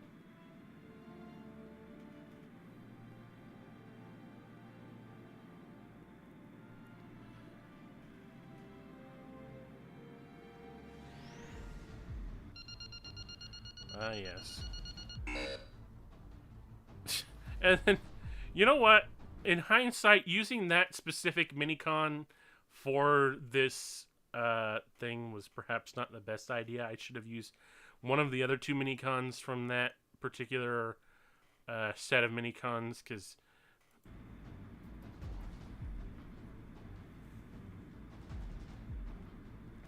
Yeah, and they're already talking about how it's difficult getting these transmissions through.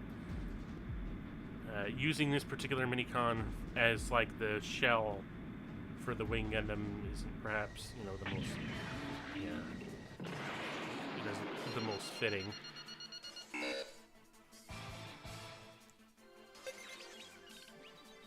Not exactly. Very peculiar. It's more like a mobile armor.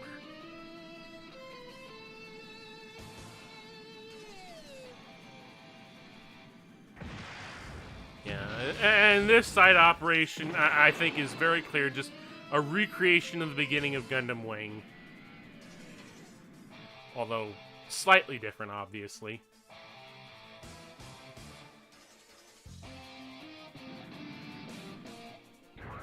Yeah, pretty much. Yeah, Actually, I think I don't even remember for sure if that was my inspiration, but I wouldn't put it past me, because there's a lot of things that I tend to forget as I'm making this series. Yeah, and I had to do a lot of split screening for this, because I only have one Ares.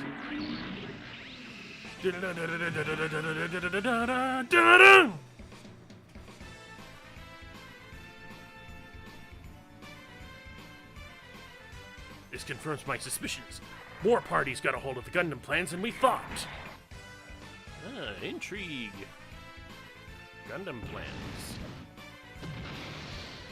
Actually, it's not something that I've made an explicit secret, because in like the other lore videos for just individual mobile suits, I keep bringing up the fact that Gundam plans were spread amongst third-party companies across the world, so it's not exactly a secret that there are more Gundams out there that don't actually belong to the Federation.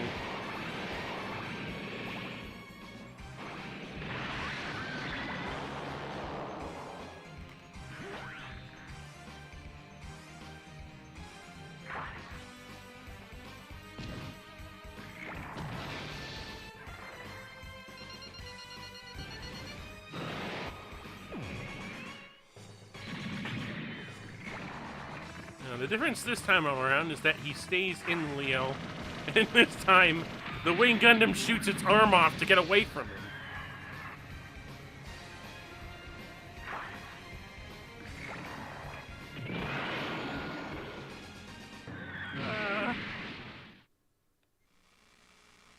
And there's a sound here of like something flapping in the wind, so as to suggest that he had ejected from the mobile suit, and he's in a parachute at this time.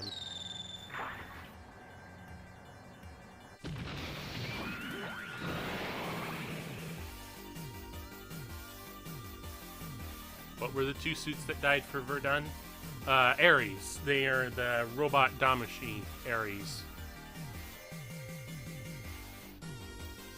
Yeah, it says right there. Robot Spirits Ares. And I only have one of them, so I had to do a lot of split screening to make it look like there were two of them.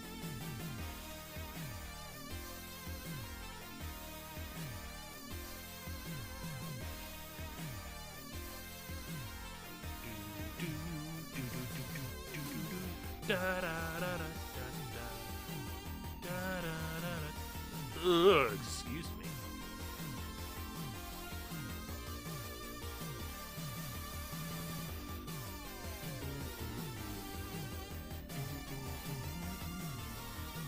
Oh yeah, Crimson Raptors were reminding me to buy a Wing Gundam. Because I didn't have the original HGAC Wing Gundam for a long time, even though I knew it was there. And it's just something that I've always been meaning to buy, but until I made this video, I didn't actually have. And you can thank Crim for that one.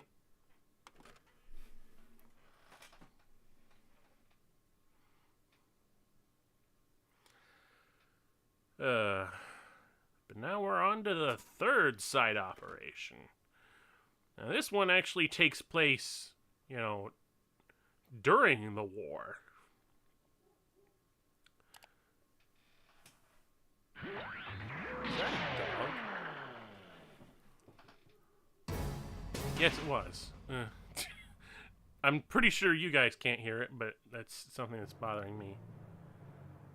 Those who were classified as new types when they served the Federation of Xeon became tools of war! Yeah. And so basically this is just an adaptation of, well, not any specific thing, but I just wanted to do something Blue Destiny related. Is it just you who worked on these? Yep! I'm pretty much the sole creative mindset behind this entire series. Like, I'll get some creative input from a couple other people every now and then, but as far as, you know, all the writing, all the animation, all the editing, it's 100% me.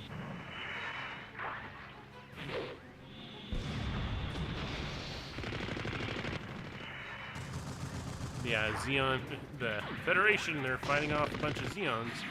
But there's this one guy who seems to be able to predict all of their movements. He must be a new type.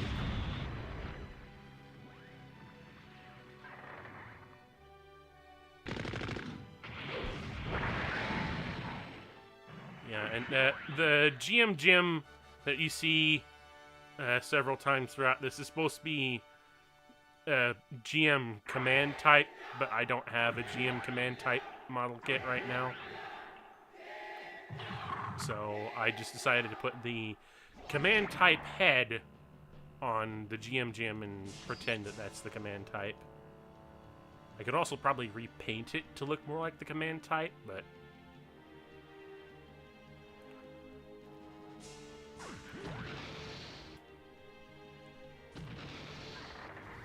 I named this character Messer without thinking that there actually was a mobile suit called Messer out there now. That shot back there was something.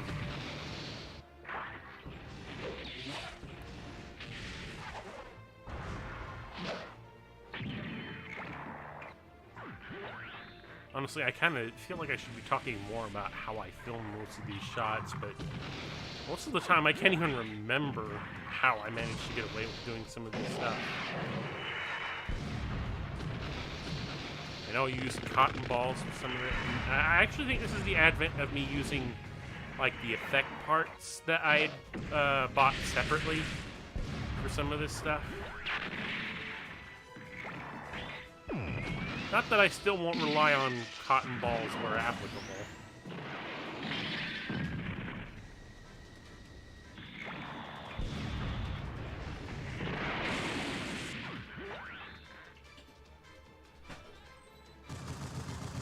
Should close the door.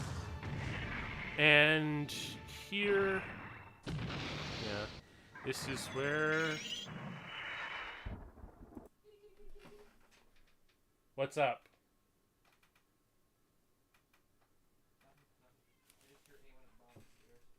Oh.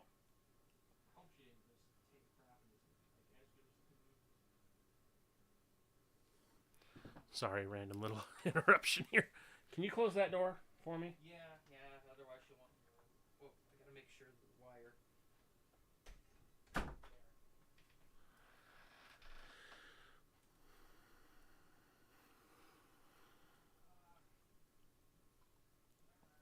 Just a moment.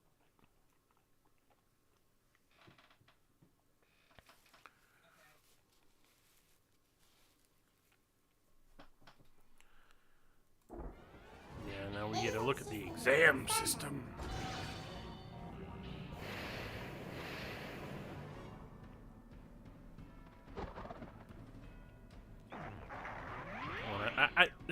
I still love how I was able to pull off this effect.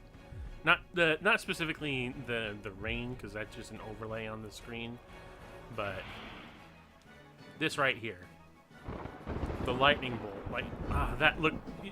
It is such a simple thing, but when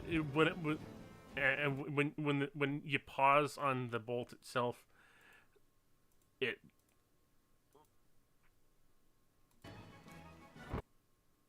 if you can see it, but it's just like I love being able to pull off that effect and make it look as good as it was, because when I was looking at it while I was filming it, it's just like, by God, this is gonna look stupid and hokey.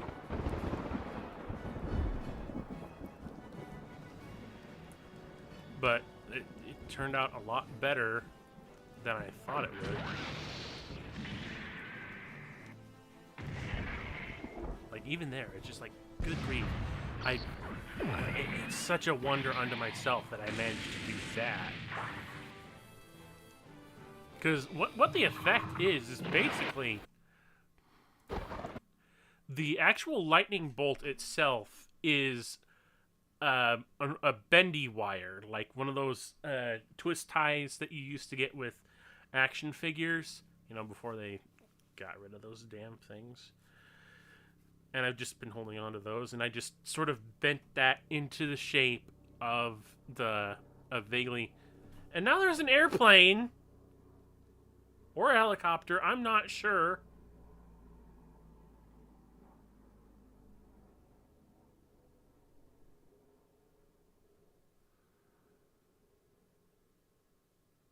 Can I continue now?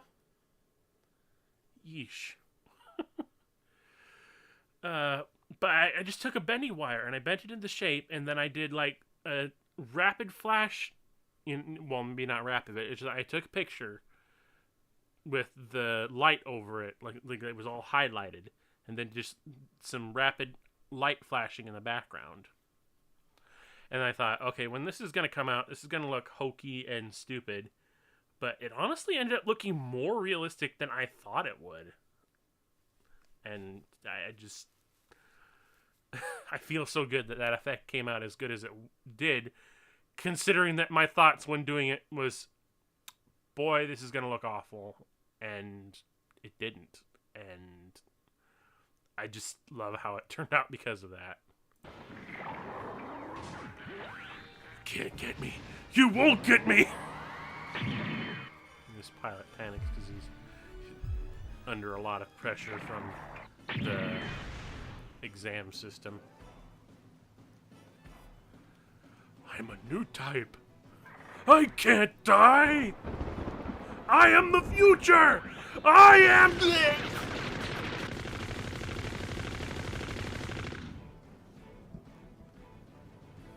Blown to bits is what you are.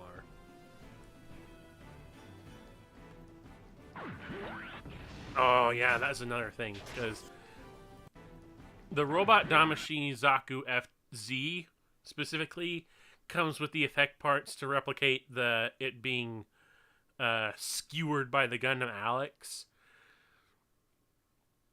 But because I didn't have the Gundam Alex, I couldn't necessarily pull off that sort of effect.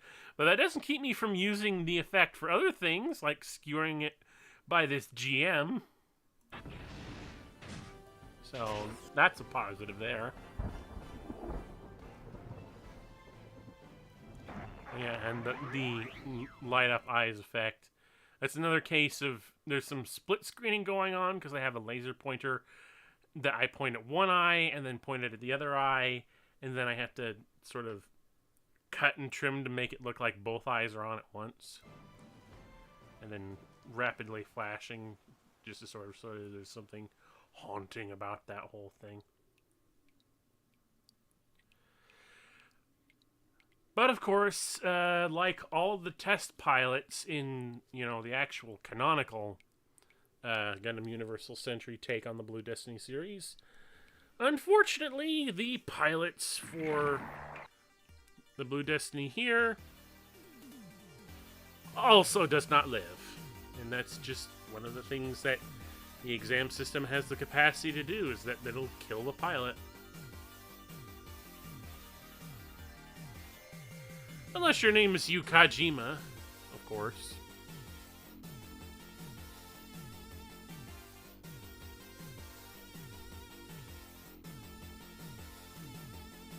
Or Nimbus Stardism. Nimbus I don't remember how it's pronounced. Nimbus! And that's the 3 side operation episodes, the main ones, and then we're gonna come to 1.5, and this is just another case of well, we'll get into it when we get into it, but that was 1, 2, and 3 are all different things, and now the fourth one is ultimately 1.5 because it focuses on the events of the first one, but from different perspective of different characters that were involved in the same battle.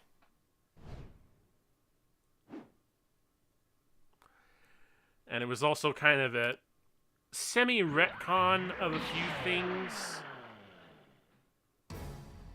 Like, not a complete retcon. Like, ultimately, Side Operation 1.5 is, everything still happens the same way, except now we're just getting some perspective from different characters during the fight, some other events that happened while they weren't looking.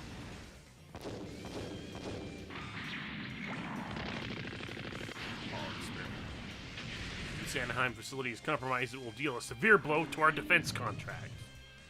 Establishing that there's a defense contract with the Xeon, because this is something I need to have more established on, is that the Xeon Alliance, the after the war, Xeon was very divided, and that there was a set of forces called the Alliance and the Rebels.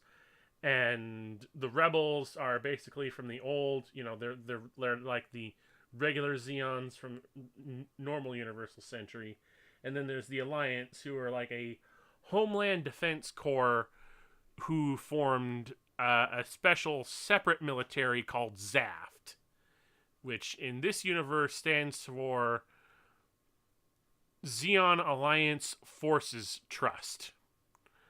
And they're like the Homeland Defense, and they have like a contract to have mobile suits produced by Anaheim on this particular asteroid factory. And that's why they have all of these Jin type mobile suits and the other type of Zakus that you saw before.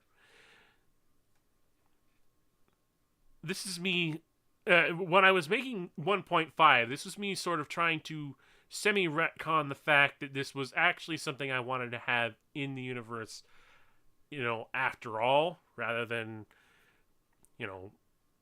fob off all the ideas that I didn't actually like when I did the first one. But, yeah. And this also gives me a chance to do things with these kits of the... what was this one called? I know it's like the high mobility type Jin or of some kind. And then the other one was like the Segu Deep Arms. Those were just two kits that I wanted to do some stop motion scenes with. And doing this 1.5 episode was my justification. Essentially. It also gave me an opportunity to try some other things that we'll see here in a bit.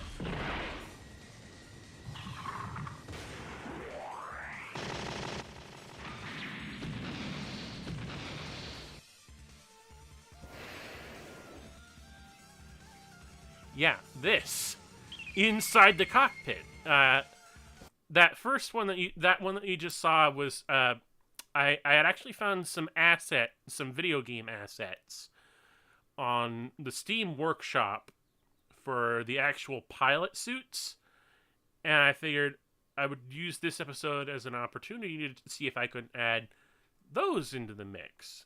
The backgrounds for the cockpits themselves, though, are ultimately ripped from sprites from another video game that I don't remember the name of. I think it's one of the SD Gundam G Generation games. I just don't remember which one it was. But there's sprites taken from an SD G Generation game, and the 3D models that I found on Steam Workshop for the pilot suits.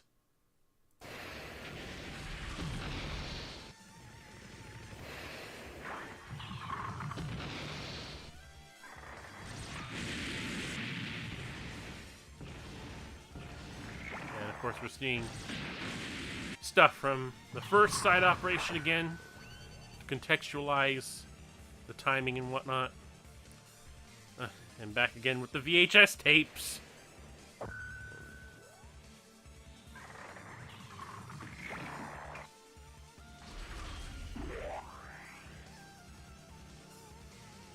Yep, there's another pilot suit that I had used. I kind of wanted to do more with this episode to make to do stuff sort of reminiscent of the what was it, the Stray Blue Frame episode where they're flying through tight corridors fighting each other, but I just couldn't figure out a filming solution for that.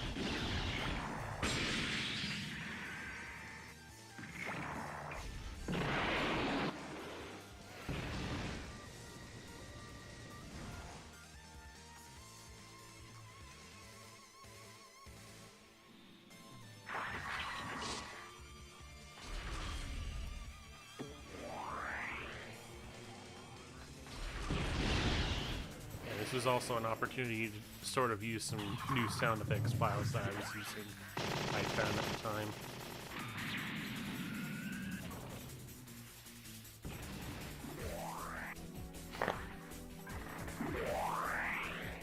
Sorry. This shows the young characters escaping, but before anyone can intercept him, this happens. These two start fighting with each other.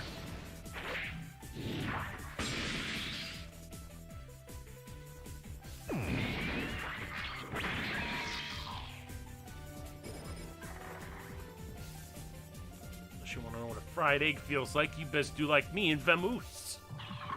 What? Oh yeah, this happens.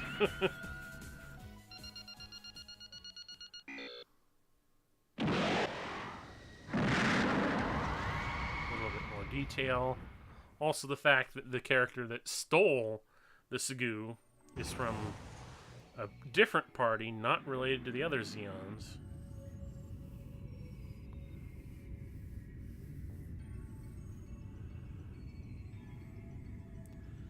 Which may or may not be relevant later, I don't know. As for right now, we just got this one guy who just realized, I fucked up. GPO2 proving why it's an overkill. Yeah. And again, after I bought the Robot Spirits GPO2, I felt really bad about the fact that I just decided to write it off completely.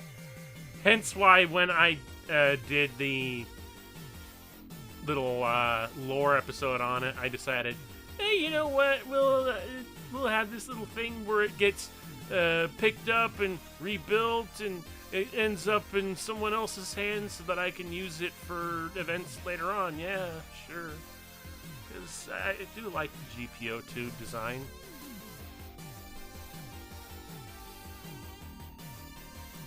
I just don't like the fact that its only real weapon of any significance is a one-shot nuke bazooka. Otherwise, all it's got is like, what is it, Vulcans and beam sabers. Someone called. Oh, that's fine. And I know what that's like. Like, just a moment ago, I had to deal with the fact that I left my door open and my brother was bothering me. Ugh.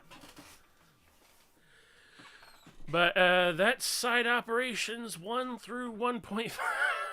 1.5, as it were. So...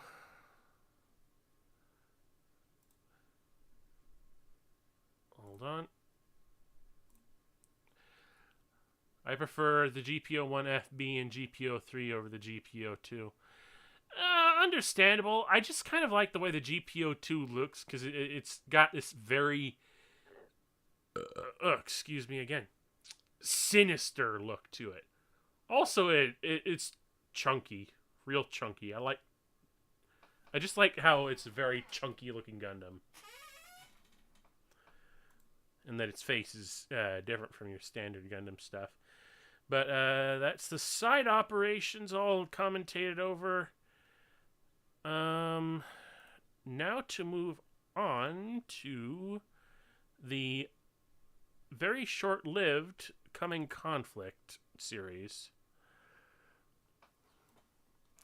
Which, I'm just going to say this up front, was another case of me wanting to do something different rather than focus on the main universe of Embers of a Lost War story.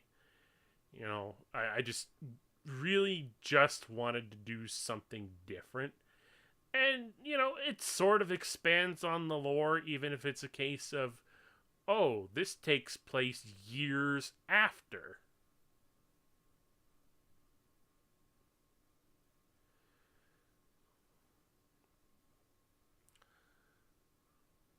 What are the... the Gundam units from Gundam 0083. Like Gundam 0083 if you've never seen it, had several different Gundams that it introduced as part of the plot. The GPO-2 itself being the one that was armed with the nuke bazooka. Stardust Memories, yeah. I just go by I just have a tendency to go by the year name that sort of flies over my head sometimes. Alright, I think, is this ready? Will it show up on screen, please? 3, 2, 1, come on. I don't know why there's such a delay with getting the stuff on my video screen to show up. There we go.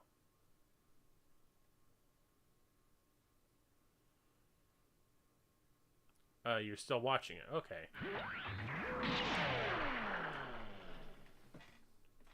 But as I said, for this series in particular, it was a case of I wanted to do something different that I could somewhat... that took place in the same universe, but I could somewhat disseparate from the main stories and lore that was going on at the time.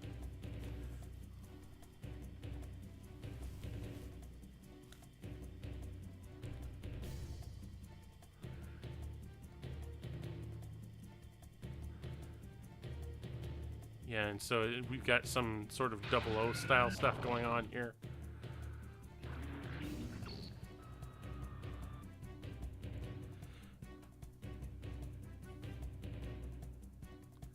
Also, a word about the guy who speaks Spanish. His Spanish is deliberately terrible. Like, the idea is that he's just very bad at the language. But he keeps insisting on trying to speak Spanish anyway because it makes him seem more cool and mysterious. 'Cause he's just weird like that.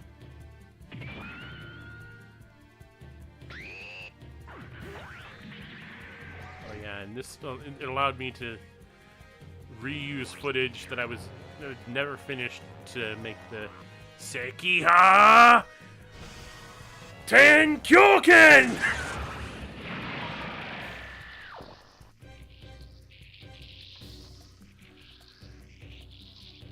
Yeah.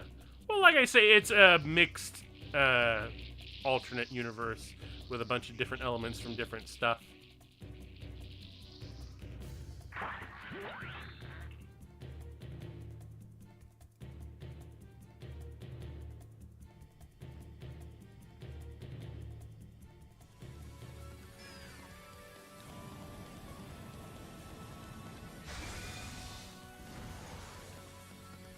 Launching the Caridem. Of course, this Caridem is the custom-colored one from the Build series. But it is the base Caridem form rather than the Saga form, which I would have brought up at a later point, but again, whatever. For right now, it's just the regular Caridem. There are enough parts left over in the Caridem Saga box to build the full Caridem. Or is it pronounced Cheridem? I've always heard it pronounced Caridem in the Japanese version of Gundam 00. So I don't know how it's pronounced in English.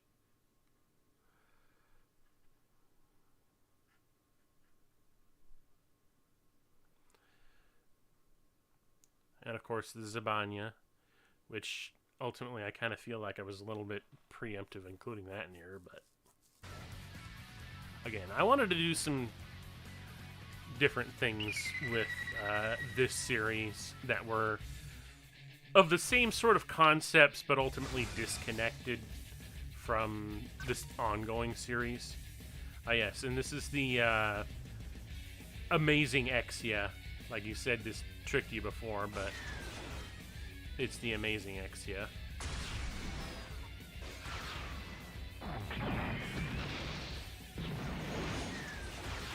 My favorite is the 00 Quanta. Mine is the Dynamis. It's just the Dynamis is my favorite 00 Gundam. Full stop right there.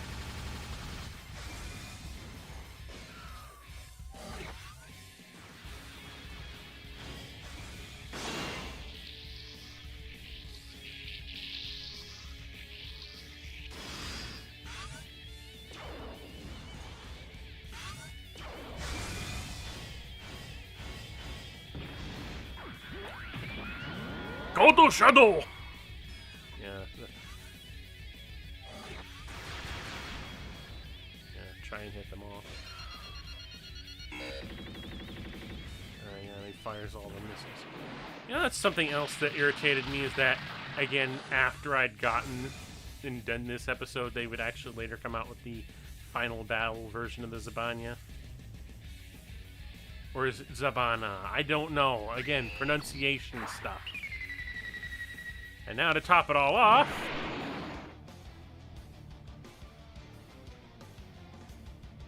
another Build Series Gundam, the Zero Hono.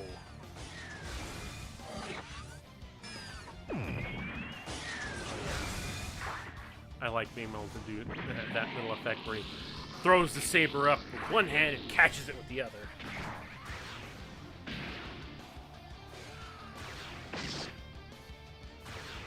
And now the Exia is struggling to get past the shield bits. Yes, I labeled them with numbers. I was that weird. And of course, that shot of the back is actually of the Master Grade Exia. And that wasn't confusing enough.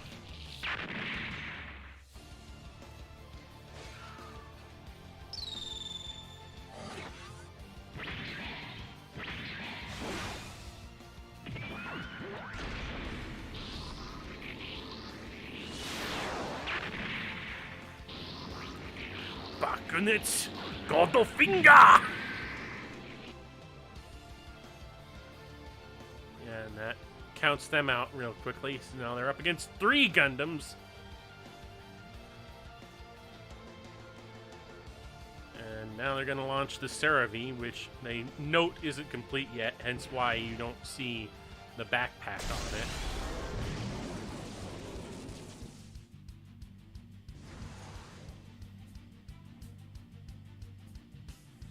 Angelo Noin, Gundam Cerevi, engaging enemies.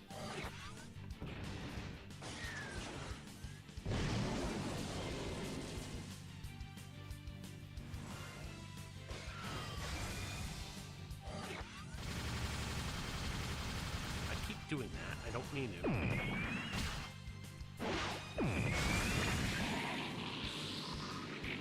We know that's you! Why are you doing this?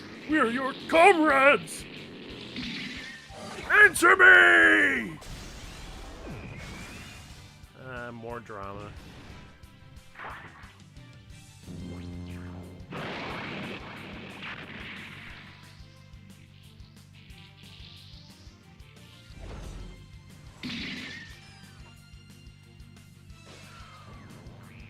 Counterattack for the 00 suits. Okay. Incidentally, this music is from Gundam 00 PS2 game. It's odd, like most of the track, I went through the OST for that game and realized most of these are just tracks from the actual series. But then there were a couple that were there were a number of them were just completely new. And just like, huh, maybe I can use those. And now, the weird, nonsensical posturing and mystery of what exactly these pilots are doing. Which, to be fair, I don't really have a concrete... I'm going to be perfectly honest. I don't know what I had planned when I started this series. I'll probably expand upon it later, but for what you see in these 3 episodes, it's mostly just me looking for an excuse to do things in a period well after current events have already transpired. But is also disconnected enough from those events that it's not a problem. Okay, bro, cut the crap. Your Spanish is fucking terrible and you sound like a moron.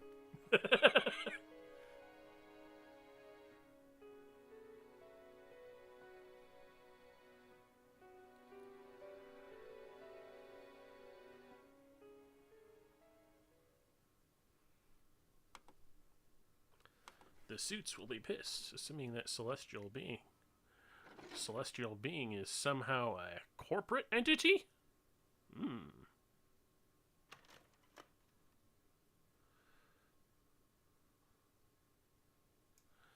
And now we move on to the second one. The one that's actually most important overall to the Embers universe, as it even currently is. Because this shows, when I originally wrote the Embers of a Lost War, again, I didn't have a concrete explanation for how the way the series was set up. So, excuse me. God, I must... Ugh. The point is, the whole setup was, all the leaders of the war were, somehow killed off in some big event that, everyone had lost communication with each other. But I hadn't actually had planned the exact circumstances of how that was. And then as I was doing this series with an idea of I wanted to have it in the same universe but removed, it also gave me a thought, okay, what if I actually did explain what happened and how the war was ended by with this huge conspiracy involving Celestial Being and various other parties.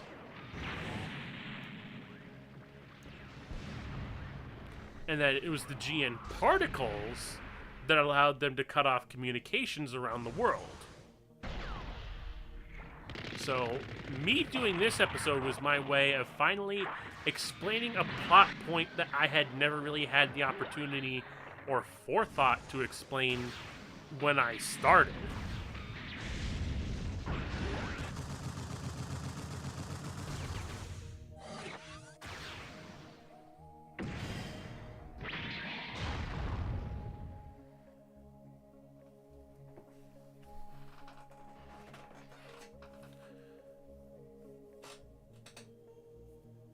And of course, it just gives me an opportunity to involve some 00 stuff in here.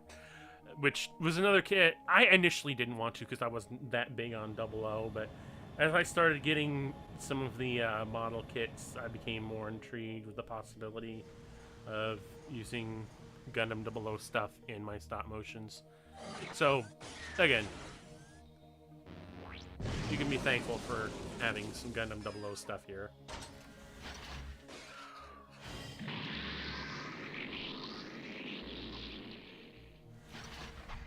Oh yeah, it also gave me a chance to show off the Master Grade Dynamis that I had. Again, the Dynamis is my favorite of the 00 Gundams. Glad to have the Master Grade of it. I just wish there was a real grade of it as well.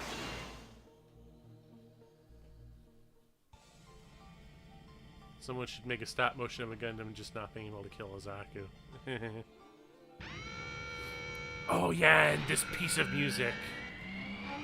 Like, I had just found this randomly while I was going on YouTube looking through remixes of Armored Core stuff. And the one that I found, they couldn't tell, they didn't know who the actual artist for this song, this particular remix was. And then later on down the road, I actually did find the person who made it, and they actually are on YouTube. And I put a comment under the video itself, pointing out who they were and giving credit to them. They even made an alternate mix to this particular song that I think is just as good, if not better.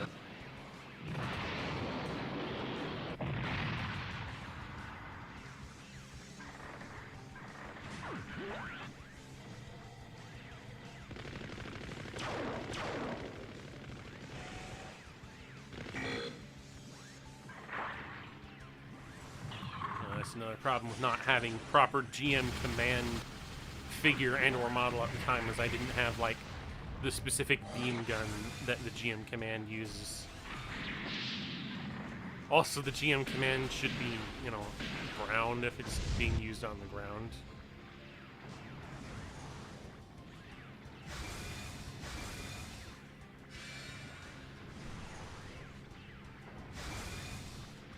Yeah, the 00 guns would go into Jaburo, kill off all the leaders, and destroy all of their equipment so as to delay the war effort.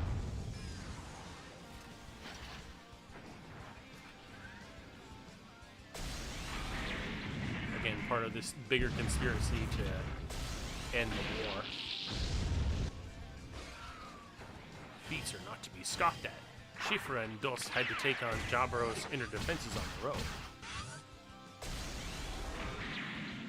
Yeah, and of course, because I'm an uncreative numbnuts, all of those characters that pilot, like the Dynamis and whatnot, are named after basically Spanish numbers.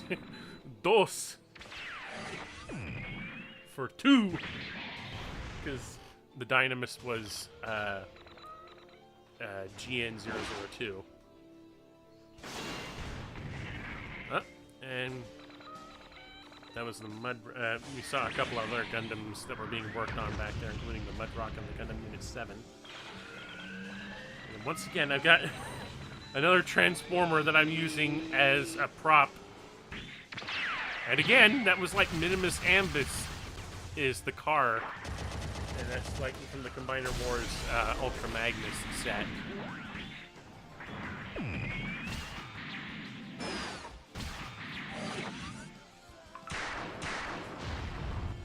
Oh, that's my phone.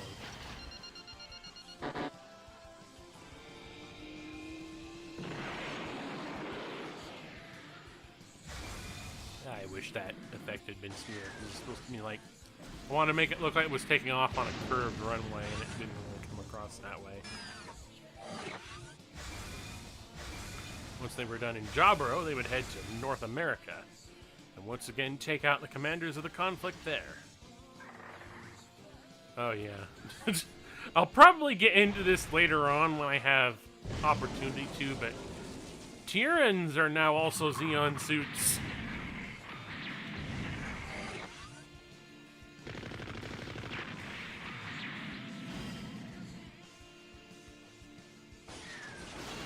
Granted, they kind of look like Xeon suits in the first place, like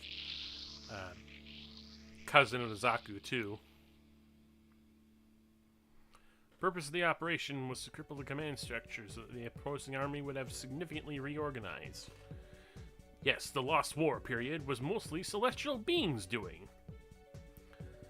Considering how bad things got, that seems like nothing. Celestial Being had collaborators on multiple fronts at the time. Is basically my way of, you know, leaving open a window for other Gundams to show up and do things that would cause the end of the war. Which is what the one side operation with the Wing Gundam was about. That was just a case of, oh, that's one of their collaborators doing their thing.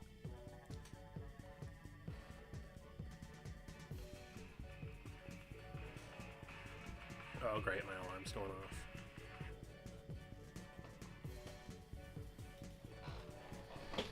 Become them. That sounds stupid, really stupid.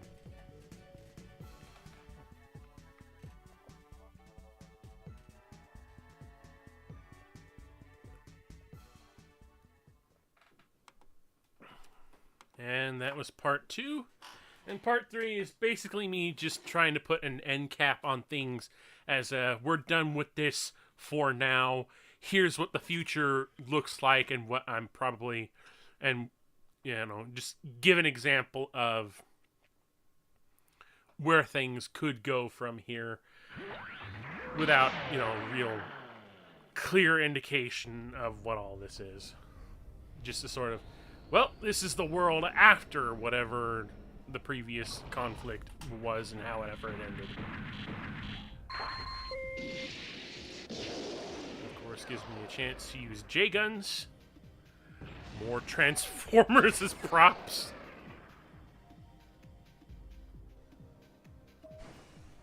LS Quanta. This particular had a kit, but it's only robot Damashi figure. Okay.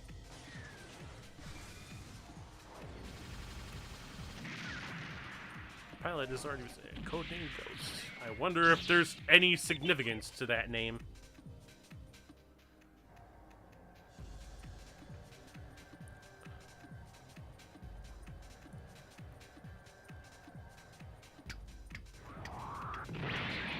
You know, I use this song being well aware that it's the exact same tune that Ravenflow used in one of their videos while they were as a background tune, and I guess the guy just has some pretty good taste in music. Is the best thing that I can say. But yeah, this is basically a sample of what the 5 years later future of this world looks like. And the sort of conflicts that it has to still deal with after whatever happens in Embers of a Lost War.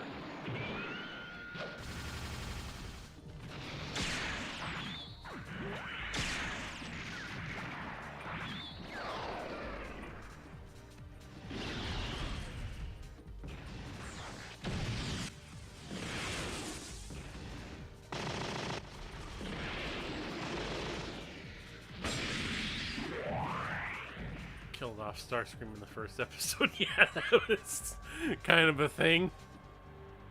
Our intervention started this. Our intervention must end it. As usual, Commander Celestial Being is being tight-lipped. Being. Yeah, this is kind of an awkward shot. I tried to make it look like the inside of a space colony, but it's real hard to do, like, curves.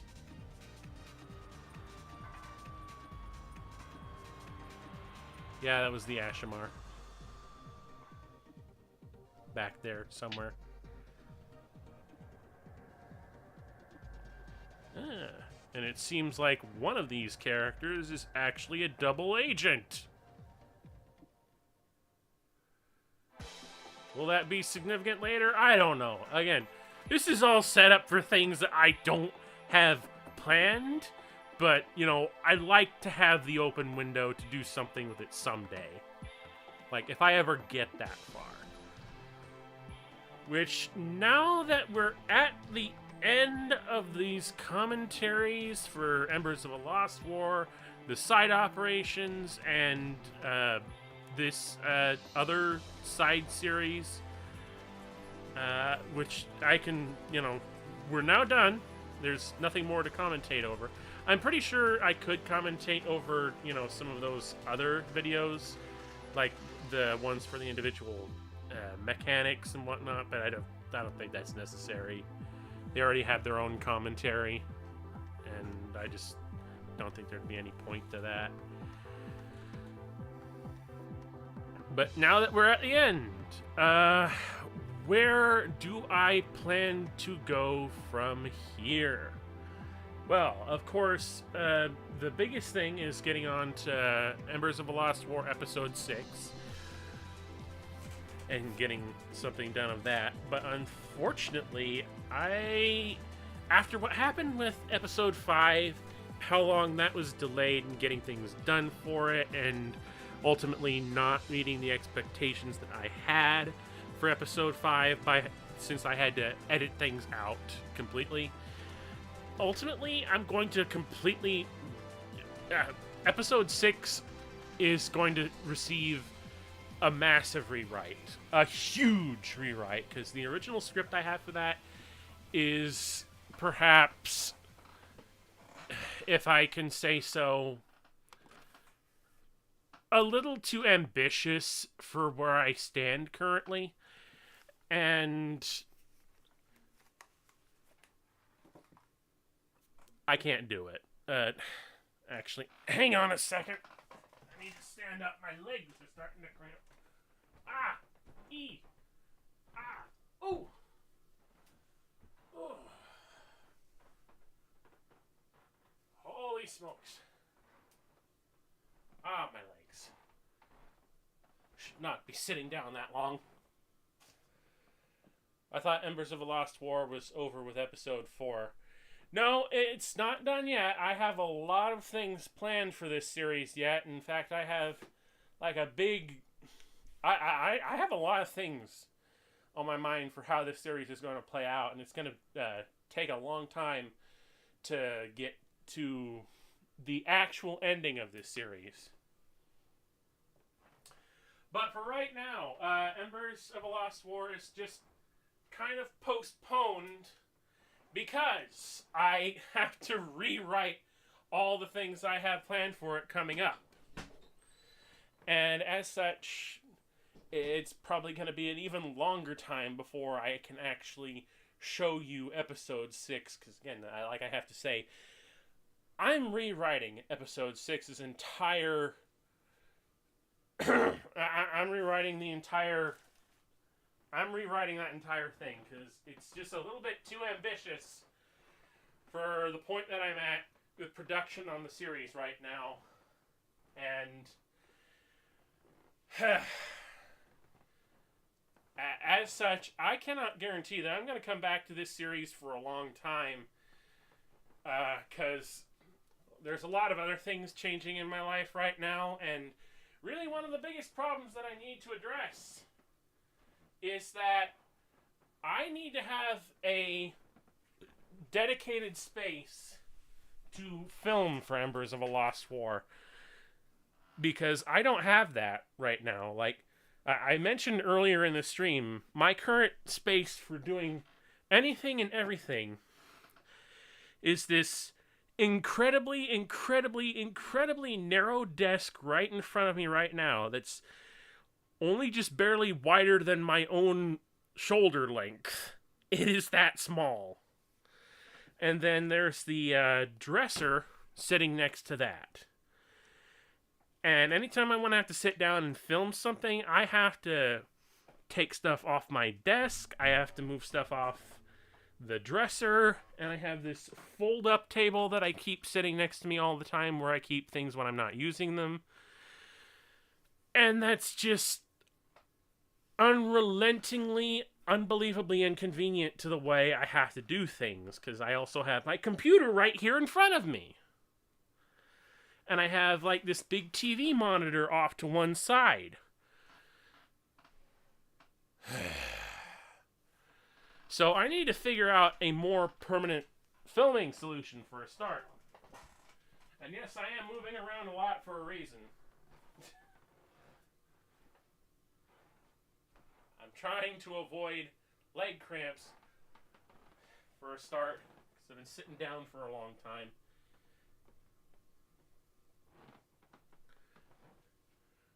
It's been a year since episode 4, geez. Yeah, and I feel bad for that, especially considering how episode 5 turned out, where a lot of the reason that it was delayed was simply because I wanted to do those character inserts, and I never got those done. So I feel worse that I didn't get those done with all the time that I had to spend on them. And that's why, again, I'm having to rewrite episode 6, because I feel like now that I've realized that I couldn't realize my ambition with episode 5, trying to do so with episode 6 is going to be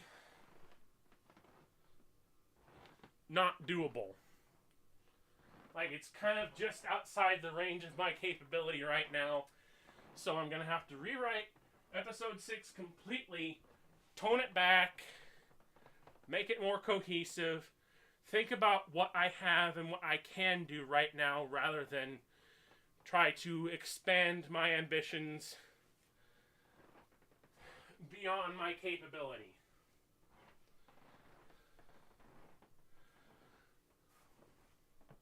So, when will Embers of a Lost War return?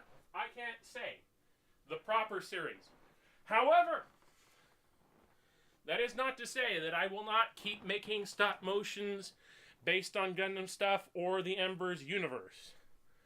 I can keep making side operations. In fact, I have one in planning right now.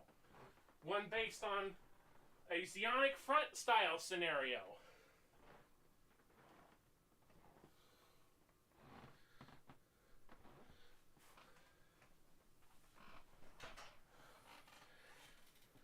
wish you the best of luck with episode 6, and I gotta go. Well, it's been nice having a Commander Razor. The stream was almost over anyway.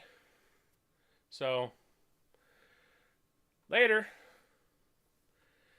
Furthermore, I can also do more of the MS data file videos. And if I ever actually complete some of the character profiles, that's something else I want to add to that, is do like a character like, you know, I have the MS profiles. I want to add character profile videos as well if I can ever get some of those completed. At least that's the idea.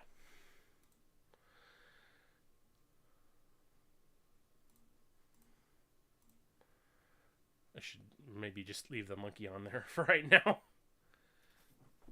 It's good having anyone around to talk to for this stream, because it helps. Otherwise, I'd be talking to myself throughout this whole thing and just commentating on things as they go. And I actually wanted to, at the end of this, do it like a Q&A, but honestly, I think I've answered and addressed enough questions as they've come along. And I might do like a standalone Q&A video later, but for right now, I think I've said my piece. Furthermore, you know, because of all the things that I'm having to delay and not, you know, rewrite, one other thing is, well, actually, you know what? I think we've gone on long enough, and I'm just rambling at this point.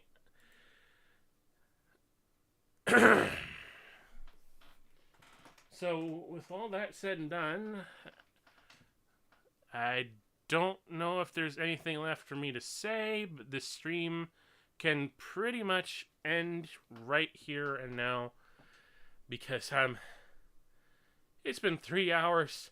The only thing that I've had to eat since this morning is a banana. And yeah. Thank you absolutely anyone and everyone who's been here during this stream, and if you're watching it after that fact, thank you for watching. And as always, there will be links to my various social media outlets in the description if you want to follow up on that, as well as to my coffee page. So RCF... Wait, no, I don't use that outro anymore. God damn it! This is the Devasia mentality out! I need food!